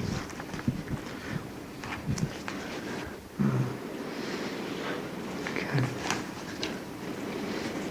Well, I think we're probably going to have to provisionally programme him in, but I don't want to be completely definitive about that, just in case some other option arises. Okay. And we also aren't definitive about Clare Hall, I suppose, which would then... Well, not at the moment. I think we feel we're fairly certain about that, but not completely. Mr. Cameron, in terms of the note that Mr. Parker, that's being produced by Mr. Littlewood, which you clearly haven't seen that yet. I think you expressed it as past. I think it's future, so I haven't seen it as yet. No. But I'm just thinking of time that you might need in terms of start time tomorrow. Well, so if we get it, and there's always, if we get it within the next 20 minutes, because Mr. Parker's suggesting it, in effect, just needs to be signed off. I wasn't quite sure from what Mr. Parker said whether it's actually ready yet. It needs to be reviewed, but I can't anticipate that taking very long. So I'm not sure it's going to be quite 20 minutes, but it's not going to be too much longer than that. But if we're going to get it by 6 o'clock, we can manage at 9:30 tomorrow, sir. Right. Subject to you being content with that, because you'll have to read it as well. Well, yes. But it's not very long. So, yeah, that should be. I can't anticipate. I don't want to delay the programme for that. I mean, if I don't get it by 6 o'clock because there's some gummage in the works, which often happens, then I might have to ask some more time tomorrow. But as long as I'm not going to complain if it's at 6:05 rather than 6. Yes, of course. But on that basis, if it comes through and you're content still with the 9:30 start, yes, sir. Well, do your time estimates remain as on the programme then? Well, it was 3 hours, sir, and I think it is going to be that, or could even be more, depending on what's in the note. Yes. Because Mr. Littlewood covers a lot of ground. He does planning policy, he does a bit of heritage, he does all sorts of things. Landscape. Yes. Well, pulling things together, I suppose. But yes, certainly, it's not a criticism. But No, I understand. I just want to get a feel for what we can get through tomorrow. And Well, I think Mr. Parker was suggesting it's likely to be just Mr. Littlewood. And I'm, What the other thing also to bear in mind, I hope you've been informed by the programme also that Mr. Littlewood Healthwood needs regular breaks as well. So I think that's going to perhaps slow us we down understand the potentially. Yeah. situation. So, and I'm also conscious that Mr. Applicant Writer wants to ask some questions of Mr. Littlewood as well. So that will take some time. I think, sir, that we can say with almost certainty that there won't be time to hear Mr. Ellis yes, tomorrow. I think that's right. And even if we would start Mr. Ellis, we won't finish, which means one really wonders whether it's sensible for Mr. Ellis and Mr. Woodfield to have to wait around. Yeah. In the hope, and then that hope to be dashed. And they're going to have to come back on Tuesday anyway. Yes. No, I think that's right. I think we should agree that the evidence tomorrow will be Mr. Littlewood. And so you want to. So in response to your question, yes, Mr. Woodfield can be released. I'm grateful. And in terms of Tuesday, are you happy to take Mr. Ellis in the morning? Well, I'm conscious you're not available in the afternoon. Yes. Obviously, there are a number of other parties. I'm conscious of that. Mrs. Vincent has already been talking to about getting them onto the programme, but I'm conscious that if Mr. Kelly's not coming, that does give us a bit of space. I think it comes back to, in terms of the time we've got there, with other things we've probably already got best part of 4 hours in terms of estimates, so it's going to take us at least the morning. Do you have a cut-off time, Mr. Parker? Well, essentially working to 1 o'clock, but I'm conscious I've put 2 hours. I don't think I'm going to be anything like 2 hours. So I'm very hopeful that we'll be able to. Well, you've got a clear incentive, haven't you, to I have to speed things up. Indeed, you'll be pleased to hear. Yeah. Well, in that case, I mean, we'll obviously speak to Mrs. Vincent, who's been liaising with all the different parties, because we want to make sure that other people aren't disadvantaged at the start of next week. But thank you for that. But as things stand, then it's Mr. Littlewood tomorrow, and we expect that it will be Mr. Ellis to follow on. Can I then release Mr. Kelly for next Tuesday, because he does have a very busy diary? So if he's definitely not going to be giving evidence next Tuesday, then it would be good to be able to let him know. Yeah. Thank you. Okay. Before we adjourn, is there anything else anybody needs to raise? If not, the inquiry is adjourned, and we'll resume at 9:30 tomorrow morning. Thank you. Okay.